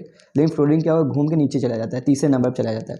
इसका रीजन क्या है कि फ्लोरीन बहुत छोटा होता है और उसके पास 7 इलेक्ट्रॉन होते हैं, ठीक। और 2 फ्लोरीन की बात करें तो यहाँ भी 7 इलेक्ट्रॉन होते हैं, ठीक। तो अब क्या होता है, आपस में जो लोन पेयर रिपल्सन होने लगता है, लोन पेयर में रिपल्सन होने लगता है लोन पेयर में, ठीक। इसलिए क्या होता है कि फ्लोरीन क्या होता है, रिपल्सन होने के कारण क्या होता है, बहुत अच्छे से बॉन्ड को ब्रेक कर सकते हैं, क्योंकि रिपल्सन हो गया, बॉन्ड अच्छे से ब्रेक होने लगेगा। जब अपने परिवार में ही जब रिपल्सन होने लगे तो क्या अच्छे से लोग तोड़ सकते हैं, बाहर के लोग। ओके, सिंपल से याद कर सकते हैं। तो रीजन क्या है, इलेक्ट्रॉन रिपल्सन। तो रीजन क्या है, इलेक्ट्रॉन रिपल्सन के कारण क्या होता है, फ्लोरीन का थोड़ा कम हो जाता है, ठीक। तो रीजन हमेशा तो यही होना चाहिए, रियल में तो यही होना चाहिए, कोई भी एनर्जी टर्म हो क्या हो, टॉप टू बॉटम डिक्रीज होना चाहिए, लेकिन फ्लोरीन का क्या होता है, तीसरे नंबर पर आ जाता है, ठीक। तो इंपॉर्टेंट है, इसको भी याद कर लीजिए। इसका रीजन पूछे तो क्या कर लीजिए, इलेक्ट्रॉन रिपल्सन के कारण होता है। ओके, ये 2016 का ही है, हमसे पूछा विच of the following order is correct for the bond dissociation enthalpy of halogen molecules. तो कौन सा बॉन्ड डिसोसिएशन एनर्जी के लिए कौन सा ऑप्शन सही है, ऑप्शन यही है। सबसे फ्लोरीन जो है तीसरे नंबर पे आ गया, बस देख के मार दीजिए। ओके, अब बात करते हैं केमिकल प्रॉपर्टीज़ की। तो ये क्या होता है, इसका ऑक्सीडेशन स्टेट की बात करते हैं। तो जितने जो हाइड्रोजन है सभी क्या होंगे, जितने भी हाइड्रोजन है -1 तो शो करेगा ही, ठीक है। लेकिन जो फ्लोरीन होता है ये कभी ये सब शो नहीं कर सकता। तो क्लोरीन ब्रोमीन आयोडीन क्या है, +1 +3 +5 +7 शो कर सकते हैं, लेकिन फ्लोरीन ये शो नहीं कर सकता, क्योंकि बहुत ज़्यादा इलेक्ट्रोनेगेटिव होने के कारण ये +1 भी शो नहीं कर सकता। ओके, तो डी ब्लॉक भी नहीं है कि ये सब शो कर सके, इसके पास डी ब्लॉक भी नहीं है, डी ऑर्बिटल्स भी नहीं है। ओके, तो फ्लोरीन क्या है, केवल -1 वाला ही शो करता है, ठीक। जबकि और सब क्या है, -1 +1 +3 +5 +7 सब शो कर सकते हैं, ठीक। इसका रीजन मैंने आपको बता दिया, सिंपल सा रीजन यही है कि जो फ्लोरीन है वो क्या होता है, हाई इलेक्ट्रोनेगेटिव होने के कारण +1 भी शो नहीं कर सकता। ओके, अब बात करते हैं नोट इंपॉर्टेंट पॉइंट ये, oxide and oxy acid of chlorine and bromine are +4 और +6। तो आप जानते हैं कि ऑक्सीजन के साथ क्या बना सकता है, बहुत सारे बना सकते हैं, ये जरूरी नहीं है कि यही बनाए। ऑक्सीजन के साथ जो होते हैं क्लोरीन और ब्रोमीन क्या होता है +4 और +6 वाले भी बना सकते हैं, ठीक। ऑक्सीजन क्या होता है, इसमें डबल बॉन्ड होता है, वो बहुत सारे जो मन चाहे वो बना सकते हैं ऑक्सीजन के साथ, ठीक। +2 ये भी बना सकते हैं, ठीक। तो ऑक्सीजन के साथ हम कुछ भी बना सकते हैं क्योंकि उसके पास डबल बॉन्ड होता है, ठीक। अब बात करते हैं कुछ इंपॉर्टेंट प्रॉपर्टीज़ के बारे में। तो ये बहुत ज़्यादा इंपॉर्टेंट है, बहुत ज़्यादा, हद से ज़्यादा इंपॉर्टेंट है, क्योंकि क्वेश्चन बहुत आते हैं इस पर, ओके। तो बात करते हैं ऑक्सीडाइजिंग एजेंट की बात करते हैं, ऑक्सीडाइजिंग एजेंट। तो जो ऑक्सीडाइजिंग एजेंट होता है क्या होता है, टॉप टू बॉटम, मतलब जो फ्लोरीन होता है बहुत अच्छा ऑक्सीडाइजिंग एजेंट होता है, मतलब दूसरे को आराम से ऑक्सीडाइज कर सकता है। फ्लोरीन बहुत गजब का ऑक्सीडाइजिंग एजेंट होता है, बहुत अच्छा ऑक्सीडाइजिंग एजेंट होता है, बहुत दूसरे को आराम से ऑक्सीडाइज कर सकता है, ठीक। तो सबसे अच्छा ऑक्सीडाइजिंग एजेंट क्या है, फ्लोरीन है। उसके बाद फिर क्या है, क्लोरीन होता है, फिर ब्रोमीन होता है, फिर आयोडीन। बहुत इंपॉर्टेंट, याद कर लीजिए, बहुत ज़्यादा, हद से ज़्यादा इंपॉर्टेंट है। फ्लोरीन क्या होता है, बहुत अच्छा ऑक्सीडाइजिंग एजेंट होता है, ठीक। आराम से सबको हटा सकता है, ठीक। अब बात करते हैं जो फ्लोरीन है क्या होगा, कोई सॉल्यूशन है, ये कोई एक सॉल्यूशन है, उसे सॉल्यूशन में से उसको हटा सकता है, ओके, मतलब उसको ऑक्सीडाइज कर सकता है, ठीक, क्योंकि बहुत अच्छा स्ट्रॉन्ग ऑक्सीडाइजिंग एजेंट है, इसलिए उसको क्या कर सकता है, ऑक्सीडाइज कर सकता है, ठीक। मतलब ऐसा बोल सकते हैं जो फ्लोरीन है वो अदर हैलोजन से, क्लोरीन हो गया, ब्रोमीन हो गया, आयोडीन हो गया, मतलब अपने से ये सब जो है इन सबको क्या कर सकता है, ऑक्सीडाइज कर सकता है। इतना अच्छा ऑक्सीडाइजिंग एजेंट है कि क्लोरीन, ब्रोमीन, आयोडीन को ऑक्सीडाइज कर सकता है, ठीक। इमेजिन कोई फ्लोरीन है, इसका कोई हैलोजन ये सब है, ठीक, कोई ये हैलोजन है, तो इसमें से क्या कर देगा, इसको ऑक्सीडाइज कर देगा। यानी इसमें यदि क्या है, -1 में है, -1 में, तो इसको किस में कन्वर्ट कर देगा, 0 में कन्वर्ट कर देगा, ठीक। मतलब इसको ऑक्सीडाइज कर देगा, मतलब ऑक्सीडेशन नंबर क्या है, बढ़ रहा है। यहाँ से देख सकते हैं ये क्या कर रहा है, ऑक्सीडाइज कर। तो बस सिंपल से याद करिए, फ्लोरीन है, क्लोरीन, ब्रोमीन, आयोडीन तीनों को ऑक्सीडाइज कर सकता है, तीनों का ऑक्सीडेशन नंबर को बढ़ा सकता है, ठीक। मतलब ये -1 को इसको 0 में भेज देगा, इसको ऑक्सीडाइज कर देगा, ठीक। ऑक्सीडाइज मतलब इसका ऑक्सीडेशन नंबर को इंक्रीज करना, यही होता है ना। अब बात करते हैं जो क्लोरीन है, क्लोरीन क्या करता है कि ब्रोमीन और आयोडीन को ऑक्सीडाइज कर सकता है, ठीक। ये फ्लोरीन को नहीं कर सकता क्योंकि फ्लोरीन इससे कम है, ठीक, मतलब फ्लोरीन इससे ज़्यादा ऑक्सीडाइजिंग एजेंट है, तो फ्लोरीन को नहीं कर पाएगा।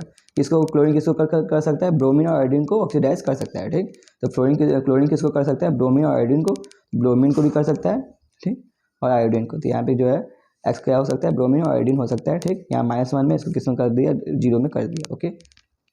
ऐसे बात करते हैं ब्रोमीन, तो ब्रोमीन किसको कर सकता है, केवल आयोडीन को कर सकता है। ब्रोमीन किसको ऑक्सीडाइज कर सकता है, आयोडीन को ऑक्सीडाइज कर सकता है, ठीक। तो आयोडीन को क्या है, -1 से किस में भेज सकता है, 0 में भेज सकता है, ठीक, ओके। अब बात करते हैं ऑक्सीडाइजिंग पावर क्या होता है। ऑक्सीडाइजिंग पावर भी हमें बताया कि फ्लोरीन का सबसे अधिक होता है। यहाँ पे लिख फिर दूँ एक बार फिर से, फ्लोरीन का होता है, फिर किसका होता है, क्लोरीन का होता है, फिर किसका होता है, ब्रोमीन का होता है, फिर किसका होता है, आयोडीन का होता है, ठीक।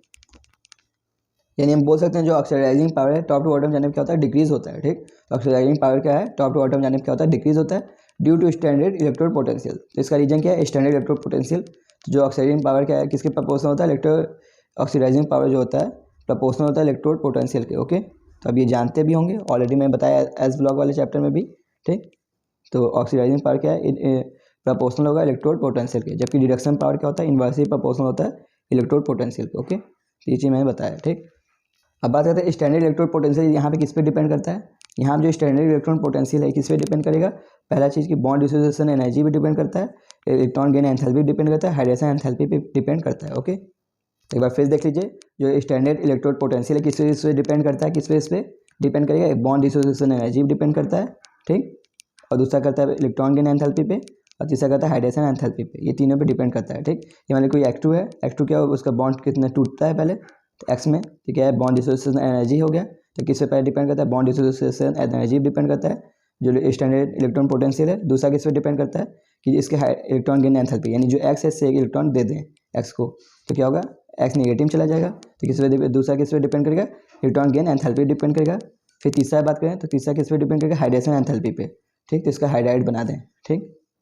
ये क्या होगा, हाइड्रेशन एंथैल्पी तीसरा डिपेंड करेगा, ओके। अब देखिए जो क्या है, फ्लोरीन क्या है, स्ट्रॉन्ग ऑक्सीडाइजिंग एजेंट होता है। फ्लोरीन क्या होता है, स्ट्रॉन्ग ऑक्सीडाइजिंग एजेंट होता है। जब इसका वाटर से रिएक्शन कराते हैं तो क्या करता है, ऑक्सीजन गैस को निकालता है, ठीक। यहाँ आप देख सकते हैं, तो वाटर क्या कर सकता है, ऑक्सीडाइज कर सकता है। यानी ऑक्सीजन जो है यहाँ किस में है, -2 में है, ठीक। ऑक्सीजन कहाँ चला गया, 0 में चला गया, यहाँ से आप देख सकते हैं, ठीक। तो फ्लोरीन क्या होता है, स्ट्रॉन्ग ऑक्सीडाइजिंग एजेंट होता है, क्या कर सकता है, वाटर को ऑक्सीडाइज कर सकता है, ठीक। तो वाटर मतलब ऑक्सीजन को ऑक्सीडाइज कर देगा, ऑक्सीजन के -2 में किसमें भेज दिया, 0 में भेज दिया, ओके।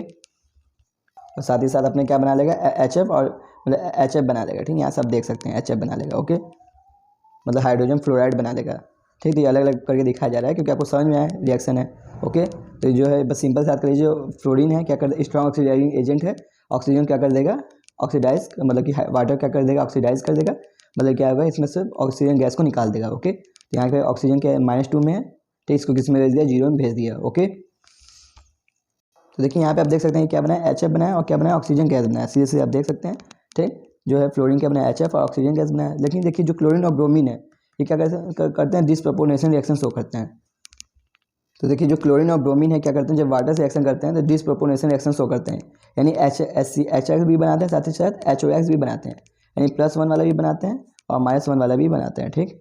सॉरी मतलब -1 वाला हाइड्रोजन भी बनाते हैं और +1 वाला भी हाइड्रोजन बनाते हैं। आप यहाँ से देख सकते हैं, यानी क्या बना है, HX भी बनाता है और HOX भी बनाता है। बहुत ज़्यादा इंपॉर्टेंट है ये भी, ठीक। तो फ्लोरीन बनाएगा तो फ्लोरीन क्या बनाएगा, HF बनाएगा, ऑक्सीजन गैस निकाल देता है, ठीक। ये क्या करता है, बहुत अच्छा स्ट्रॉन्ग ऑक्सीडाइजिंग एजेंट होने का क्या करता है, पूरा इसको ऑक्सीडाइज कर देता है वाटर को, ठीक। मतलब ऑक्सीजन पूरा ऑक्सीडाइज कर देता है, पूरा ऑक्सीजन बदल देता है, गैस निकाल देता है पूरा, ठीक। जबकि जो ये है क्लोरीन ब्रोमीन ये पूरा नहीं कर पाते हैं, क्योंकि क्या है, इससे कम होते हैं, तो इससे कम ऑक्सीडाइजिंग एजेंट है, इसलिए क्या कर सकते हैं, दो तरह के कंपाउंड बनाते हैं। एक तो HX बनाता है, साथ ही साथ क्या बनाता है, HOX बनाता है, ठीक। यानी क्या करते हैं, ये दोनों डिसप्रोपोर्शनल रिएक्शन शो करते हैं, यानी -1 वाला भी कंपाउंड बनाते हैं, +1 वाला कंपाउंड भी बनाते हैं, ठीक। यानी HX बनाता है, HOX भी बनाता है, बहुत ज़्यादा इंपॉर्टेंट दोनों, ठीक। अब बात करते हैं जो ये है आयोडीन, ऑक्सीडाइज होता ही नहीं है, ठीक। मतलब आयोडीन जो है बहुत वीक होता है, इसके साथ जस्ट उल्टा रिएक्शन हो जाता है। मतलब आयोडीन का इतना औकात ही नहीं कि इन लोग को ऑक्सीडाइज कर सके, मतलब वाटर को ऑक्सीडाइज कर सकते हो, वाटर ऑलरेडी इसको ऑक्सीडाइज कर देता है, ठीक। तो ये इसको ऑक्सीडाइज नहीं करके वाटर इसको ऑक्सीडाइज कर देता है, ओके। मतलब सॉरी मतलब वाटर जो है इसको रिड्यूस कर देता है, ठीक। ये इसके पास इतना औकात नहीं कि वाटर कर पाए, ठीक। तो इसका रिएक्शन जो होगा जस्ट इसका उल्टा हो जाएगा, ठीक। तो 4HI 4H+ ऑक्सीजन जो लेंगे तो क्या बना, 2HA और 2H2 बनेगा, ओके। तो 2I2 + 2H2 बन जाएगा। तो जस्ट इसका उल्टा रिएक्शन हो जाएगा, क्योंकि क्या है, एक ये वीक मतलब ऑक्सीडाइजिंग एजेंट होता है, इसीलिए इसका रिएक्शन नहीं हो पाता है, ठीक। होगा तो जस्ट इसका उल्टा हो जाएगा। देखिए जो यही इसको रिड्यूस कर दिया, जो वाटर है इसको रिड्यूस कर दिया आयोडीन को, ओके। या इसको ऐसा ही बोल सकते हैं, जो ऑक्सीजन है यही इसको ऑक्सीडाइज कर दिया। यहाँ पे आप देख सकते हैं ऑक्सीजन ही इसको ऑक्सीडाइज कर दिया। ये क्या करेगा, वाटर के ऑक्सीजन ही इसमें इसको ऑक्सीडाइज कर देगा, वाटर ही इसको, ठीक। तो यानी ऑक्सीजन यहाँ पे -1 इसमें चला गया 0, तो इसका खुद का रिडक्शन हो गया, ओके। तो इसमें इसको कौन कर दिया, वाटर ही इसको ऑक्सीडाइज कर दिया। ये नहीं कर पाया वाटर को, वाटर ही इसको ऑक्सीडाइज कर दिया। ये जो वाटर है ये इसको ऑक्सीडाइज कर दिया, ओके। तो जो आयोडीन है किस में चला गया, -1 से 0 में चला गया, ओके। ये एरो मैं उल्टा है, मैं यहाँ ऐसा ही है, सही एरो, मैं उल्टा एरो समझ रहा था, ओके। तो ये जो वाटर है यही इसको ऑक्सीडाइज कर देगा, वाटर ही आयोडीन को ऑक्सीडाइज किया है, ओके। कितना, अब बात करते हैं रिएक्टिविटी टूवर्ड हाइड्रोजन। तो अब इसके सभी रिएक्शन की बात कर सकते हैं, तो इसमें भी पढ़ लेते हैं रिएक्टिविटी टूवर्ड हाइड्रोजन की बात करते हैं। तो जो ये हाइड्रोजन साथ रिएक्शन करके कैसा बनाता है, HF टाइप का कंपाउंड बनाता है, यानी HX टाइप का कंपाउंड बनाता है, ठीक। अब बात करते हैं एसिडिक स्ट्रेंथ। तो वही क्या होता है, जब हाइड्राइड है तो हाइड्राइड के केस में क्या होता है, इन्वर्सली प्रोपोर्शनल होगा इलेक्ट्रोनेगेटिविटी के, टॉप टू बॉटम जाने क्या होगा, इंक्रीज होगा, ठीक। देख सकते हैं। अगला बात करते हैं बॉन्ड डिसोसिएशन एंथैल्पी की। तो कोई भी एनर्जी वाला टर्म है टॉप टू बॉटम जाने क्या होता है, डिक्रीज होता है, जस्ट मैंने अभी बताया, ठीक। बात करते हैं रिड्यूसिंग पावर की। तो रिड्यूसिंग पावर इसका जस्ट उल्टा है, यानी क्या होगा, इंक्रीज हो जाएगा, टॉप टू बॉटम जाने क्या हो जाएगा, इंक्रीज हो जाएगा। इसका जस्ट उल्टा ट्रेंड है, ठीक। बॉन्ड डिसोसिएशन एनर्जी का उल्टा है, टॉप टू बॉटम जाने क्या होगा, इंक्रीज हो जाएगा, ओके। फिर बात करते हैं थर्मल स्टेबिलिटीज की। तो ये क्या है, हाइड्रोजन बॉन्ड बनाने क्या होता है, HF का ज़्यादा हो जाता है, तो ये वाला ट्रेंड हो जाएगा HF। तो सबसे अधिक HF होगा, फिर HCl, फिर HBr, ठीक, यही हो जाएगा, ओके। तो ये सब के बारे में ऑलरेडी मैंने बता चुका हूँ, ओके। अब बात करते हैं रिएक्टिविटी टुवर्ड ऑक्सीजन। तो ऑक्सीजन के साथ रिएक्शन करके क्या बनाता है, तो जो देखिए जो ऑक्सीजन के साथ ये रिएक्शन करके बनाते हैं, तो जो फ्लोरीन है, फ्लोरीन क्या होता है कि उल्टा बनाता है। तो देखिए जो फ्लोरीन है, फ्लोरीन क्या होता है, दो तरह के कंपाउंड पहले बनाता है, दो तरह के ऑक्साइड बनाता है। एक होता है OF2 होता है, O2F2 होता है, ठीक। तो फ्लोरीन दो तरह के कंपाउंड बनाता है, एक बनाता है OF2 और बनाता है एक O2F2, ठीक। इसमें क्या है, ऑक्सीजन जो है फ्लोरीन मतलब ऑक्सीजन का जो है ऑक्सीडेशन स्टेट क्या है, +2 है, ठीक। और इसमें क्या है, -1 है, अरे सॉरी +1 है, ओके। तो ये दो तरह के कंपाउंड बना पाता है, ठीक। अब बात करते हैं इसको हम नाम क्या बोलेंगे, इसको नाम ये बोलेंगे कि ऑक्सीजन फ्लोराइड बोलेंगे, ठीक। क्योंकि यहाँ पे फ्लोरीन ज़्यादा इलेक्ट्रोनेगेटिव वाला होता है, ठीक। फ्लोरीन क्या है, -1 वाला ही कंपाउंड बना सकता है। तो इसलिए देखिए हमेशा जो पीछे होता है उसको हम लास्ट में बोलते हैं, ठीक। इसलिए हम इसको ऑक्सीजन फ्लोराइड बोलेंगे, फ्लोरीन ऑक्साइड नहीं बोलेंगे, ऑक्सीजन का फ्लोराइड बोलेंगे, ठीक। क्योंकि फ्लोरीन ज़्यादा इलेक्ट्रोनेगेटिव होता है, ठीक। तो यही बोलता है एनसीईआरटी, ठीक। Fluorine is high electronegative, so we say oxygen fluoride. तो फ्लोरीन बहुत ज़्यादा हाई इलेक्ट्रोनेगेटिव होने का है, इसको हम बोल सकते हैं ऑक्सीजन फ्लोराइड। फ्लोरीन ऑक्साइड नहीं बोलेंगे, ऑक्सीजन फ्लोराइड बोलेंगे, क्योंकि फ्लोरीन क्या है, ज़्यादा इलेक्ट्रोनेगेटिव है। फ्लोरीन इसमें निगेटिव है, ये नहीं कि फ्लोरीन जो है माइनस में है, ठीक, ऑक्सीजन प्लस में है, ठीक। तो फ्लोरीन क्या है, माइनस में, इसलिए हम इसको बोलेंगे ऑक्सीजन फ्लोराइड, ओके। तो जो एक सॉरी देखिए मान लीजिए NaCl है, तो निगेटिव वाला आखिरी में बोलते हैं, सोडियम क्लोराइड बोलते हैं, ठीक। तो जो निगेटिव चार्ज है उसको आखिरी में नाम बोला जाता है, ठीक। तो जो ऑक्सीजन, इसलिए हम ऑक्सीजन फ्लोराइड बोलेंगे, ओके। क्योंकि निगेटिव वाला जो होता है उसको आखिरी में बोलते हैं। ठीक है, फ्लोराइड है, क्योंकि जो निगेटिव चार्ज होते हैं इसको आखिरी में बोलते हैं, इसलिए हम बोलेंगे ऑक्सीजन फ्लोराइड, फ्लोरीन ऑक्साइड नहीं बोलेंगे। ओके, जबकि और लोग की बात करें, क्लोरीन, ब्रोमीन, आयोडीन की बात करें तो ये +1 +7 तक के कंपाउंड बना सकते हैं। तो जो फ्लोरीन है केवल -1 वाले कंपाउंड ही बनाएगा, फ्लोरीन जो होगा -1 में ही एग्जिस्ट करेगा। ठीक, फ्लोरीन जो है, जबकि ये सब जो है ये सब क्या होंगे, +1 +7 तक के कंपाउंड बना सकते हैं, +1 से +7 तक के कंपाउंड बना सकते हैं। लेकिन जो फ्लोरीन है केवल -1 वाला कंपाउंड ही बनाता है। ठीक, इसलिए क्या बनाया, इसलिए ऑक्साइड बनाता है, सॉरी इसलिए फ्लोराइड बनाता है, ऑक्साइड नहीं बना पाता है। ठीक, जबकि ये सब ऑक्साइड बना लेते हैं। ठीक, तो ये सब ऑक्साइड बनाते हैं जबकि ये ऑक्साइड नहीं बना पाता, जब इसलिए इसको हम हमेशा फ्लोराइड भी बना पाएगा, मतलब ये अपने आप को ही बना, मतलब फ्लोराइड ही बना पाएगा। ओके, ये ऑक्साइड नहीं बना पाएगा क्योंकि ये इलेक्ट्रोनेगेटिव, इससे इलेक्ट्रोनेगेटिव कोई है ही नहीं। ओके, अब अगला बात करते हैं रिएक्टिविटी टुवर्ड मेटल्स। तो मेटल्स से रिएक्शन करके ये सब क्या होता है, इलेक्ट्रोनेगेटिविटी होते हैं, -1 वाले बनाते हैं कंपाउंड भी। तो इलेक्ट्रोनेगेटिव होने का क्या होता है, मेटल से रिएक्शन कर लेते हैं। तो मेटल से रिएक्शन करके क्या बनाते हैं, मेटल ब्रोमाइड बना सकते हैं, मेटल आयोडाइड बना सकते हैं, ये सब बना सकते हैं। अब बात करते हैं आयनिक कैरेक्टर की बात करते हैं। यदि मान लीजिए कोई मेटल्स के हैलाइड्स हैं, मेटल्स के साथ जो हैलाइड है, इसका आयनिक कैरेक्टर कैसे होता है ऑलरेडी मैंने बताया। आयनिक कैरेक्टर कैसे बताते हैं, large size of cation, small size of anion, वही होता है आयनिक। ठीक, ऑलरेडी मैंने बताया LIC सिंपल क्या कर लीजिए, लार्ज साइज होना चाहिए केटायन का, वही क्या होगा, आयनिक होगा। लार्ज साइज होना चाहिए केटायन का, स्मॉल साइज होना चाहिए एनायन का, वही क्या होगा, आयनिक होगा। लार्ज साइज होना चाहिए केटायन का, स्मॉल साइज होना चाहिए एनायन का, वही क्या होगा, आयनिक। लार्ज साइज होना चाहिए केटायन का, स्मॉल साइज होना चाहिए एनायन का, वही होगा आयनिक। अब इसको LIC से भी याद कर सकते हैं। यदि आपको कंफ्यूजन हो तो केटायन साइज लार्ज होना चाहिए, ठीक, एनायन साइज स्मॉल होना चाहिए, वही सबसे ज़्यादा आयनिक होगा। ठीक, तो यहाँ देखिए केटायन सेम है, सभी में केटायन सेम है। ठीक, एनायन क्या होगा, जिसका एनायन की साइज स्मॉल होना चाहिए, वही क्या होगा, ज़्यादा आयनिक होगा।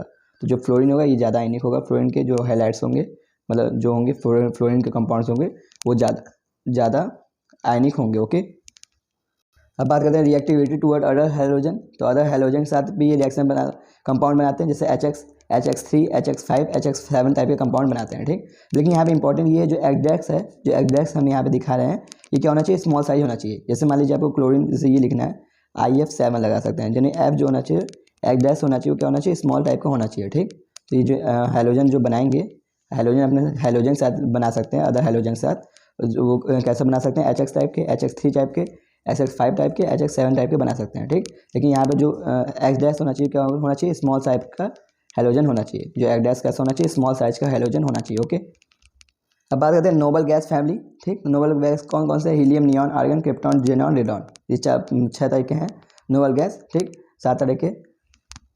इनका जनरल इलेक्ट्रॉनिक कॉन्फ़िगरेशन क्या होता है, NH2 होता है। ठीक, एटॉमिक रेडियाई की बात करें तो टॉप टू एटम जाने क्या होता है, इंक्रीज होता है। ठीक, atomic radii top to atom, इसका भी जाने क्या होगा, इंक्रीज होगा, वही सेम है। ठीक, और जबकि जो ये होते हैं नोबल गैस होते हैं, इनका सबसे अधिक हो जाता है। ठीक, नोबल गैस क्या होता है, कोवैलेंट बॉन्ड, सॉरी मतलब वांडर वाल फोर्स होने का इनका क्या होता है, सबसे अधिक होता है नोबल गैस का, ऑलरेडी मैं बताया है। ठीक, ऑलरेडी आप जानते भी होंगे। तो नोबल गैस का क्या होता है, एटॉमिक रेडियाई क्या होता है, सबसे अधिक होता है। ठीक, नोबल गैस वालों का। अब बात करते हैं आयनाइजेशन एंथैल्पी की बात करते हैं। आयनाइजेशन एंथैल्पी क्या होता है, टॉप टू एटम जाने डिक्रीज होता है। ठीक, और इसका क्या होता है, मैक्सिमम होता है पूरे होल ग्रुप की बात करें तो हैलोजन फैमिली का क्या होता है, सबसे, सॉरी नोबल गैस फैमिली क्या होता है, सबसे मैक्सिमम होता है। ठीक, क्योंकि क्या होता है, फुल फिल्ड होने का इनका जो होता है आयनाइजेशन एंथैल्पी क्या होता है, सबसे मैक्सिमम होता है। देखिए बहुत ज़्यादा important, very important, electron gain enthalpy की बात करें बहुत ज़्यादा इंपॉर्टेंट है। ये क्या होता है, पहले ये मत याद कीजिए, कोई इंपॉर्टेंट नहीं, आपके एनसीईआरटी में नहीं है ये लाइन, पहले ये इंपॉर्टेंट है कि ये लार्ज क्या होता है, जो इलेक्ट्रॉन गेन एंथैल्पी होता है नोबल गैस फैमिली का, इलेक्ट्रॉन गेन एंथैल्पी क्या होता है, हैव लार्ज पॉजिटिव वैल्यू, इनकी पॉजिटिव वैल्यू में आ जाती है। इलेक्ट्रॉन गेन एंथैल्पी इनकी वैल्यू पॉजिटिव हो जाती है। ठीक, जबकि और सब देखेंगे आप सभी की, और लोग की बात करें जो ग्रुप है, उनका इलेक्ट्रॉन गेन एंथैल्पी क्या होता है, नेगेटिव में होता है। ठीक, जबकि इसका क्या हो जाता है, पॉजिटिव में हो जाता है, वेरी ज़्यादा इंपॉर्टेंट, बहुत ज़्यादा लार्जली पॉजिटिव हो जाता है इलेक्ट्रॉन गेन एंथैल्पी जो इसका होता है, जो नोबल गैस का। ठीक, नोबल गैस का क्या होता है, have large positive value of electron gain enthalpy, because इसका रीजन क्या है, because they have no tendency to accept electron. तो सिंपल सा रीजन क्या है, because they have no tendency to accept electron, क्योंकि इनके इलेक्ट्रॉन एक्सेप्ट करने की कोई टेंडेंसी है ही नहीं। ये क्या फुल फील्ड है, अब इनको इलेक्ट्रॉन आप दोगे तो आपको एनर्जी और देनी पड़ेगी, इसलिए डेल्टा एच की वैल्यू क्या हो जाती है, पॉजिटिव आ जाती है। ठीक, अब इनको दोगे तब आपको एनर्जी देनी पड़ेगी, क्योंकि ये फुल फील्ड है। ओके, एनर्जी आपको मिलेगी नहीं, अब एनर्जी आपको देनी पड़ेगी, इसलिए जो होता है इलेक्ट्रॉन गेन एंथैल्पी की वैल्यू इनकी क्या होती है, बहुत ज़्यादा पॉजिटिव आती है। ठीक, बस ये इंपॉर्टेंट है, बहुत ज़्यादा पॉजिटिव, वह बहुत ज़्यादा इंपॉर्टेंट है ये लाइन। अब बात करते हैं इनका फिजिकल प्रॉपर्टीज़ की। तो ये सब क्या होते हैं, कलरलेस होते हैं, ऑर्डरलेस होते हैं और टेस्टलेस होते हैं। ठीक, और बात करते हैं they are sparingly soluble in water, तो बहुत कम ही सॉल्युबल होते हैं वाटर में, ये भी है। They have very low melting and boiling point, तो बहुत कम इसकी मेल्टिंग में, बहुत ज़्यादा इंपॉर्टेंस पे है, अगर नीट में भी क्वेश्चन आया है तो they have very low melting point and boiling point. इनका मेल्टिंग पॉइंट और बॉइलिंग पॉइंट बहुत ही लो होता है। ओके, क्योंकि इसका रीजन क्या है, बिकॉज ओनली इंटरमॉलिक्यूलर इंट्रैक्शन, क्योंकि इनके बीच क्या है, केवल इंटरमॉलिक्यूलर इंट्रैक्शन है, यानी वीक डिस्पर्सन फोर्स है, यानी वांडर वाल्स फोर्स है बहुत, इनके बीच क्या होता है, वांडर वाल्स फोर्स होता है, इसलिए इनका मेल्टिंग पॉइंट बॉइलिंग पॉइंट बहुत ही लो होता है। तो ये सबसे ज़्यादा इंपॉर्टेंट एक लाइन ये है, और दूसरा लाइन ये है कि इनका जो इलेक्ट्रॉन गेन एंथैल्पी है वो क्या होता है, पॉजिटिव होता है। ये दोनों लाइन बहुत ज़्यादा इंपॉर्टेंट है। ओके, तो क्या होता है, इनका मेल्टिंग पॉइंट बॉइलिंग पॉइंट बहुत ही लो होता है, क्योंकि क्या है, ये गैस है। ठीक, अब बात करते हैं केमिकल प्रॉपर्टीज़ की। तो इनका कोई केमिकल प्रॉपर्टीज़ है ही नहीं, क्योंकि बहुत लिस्ट रिएक्टिव होते हैं, ये बहुत कम रिएक्टिव होते हैं। जो फर्स्ट कंपाउंड पहले डिस्कवर किया था वो किसने किया था, नेल बार्टले ने डिस्कवर किया था, नेल बार्टले ने।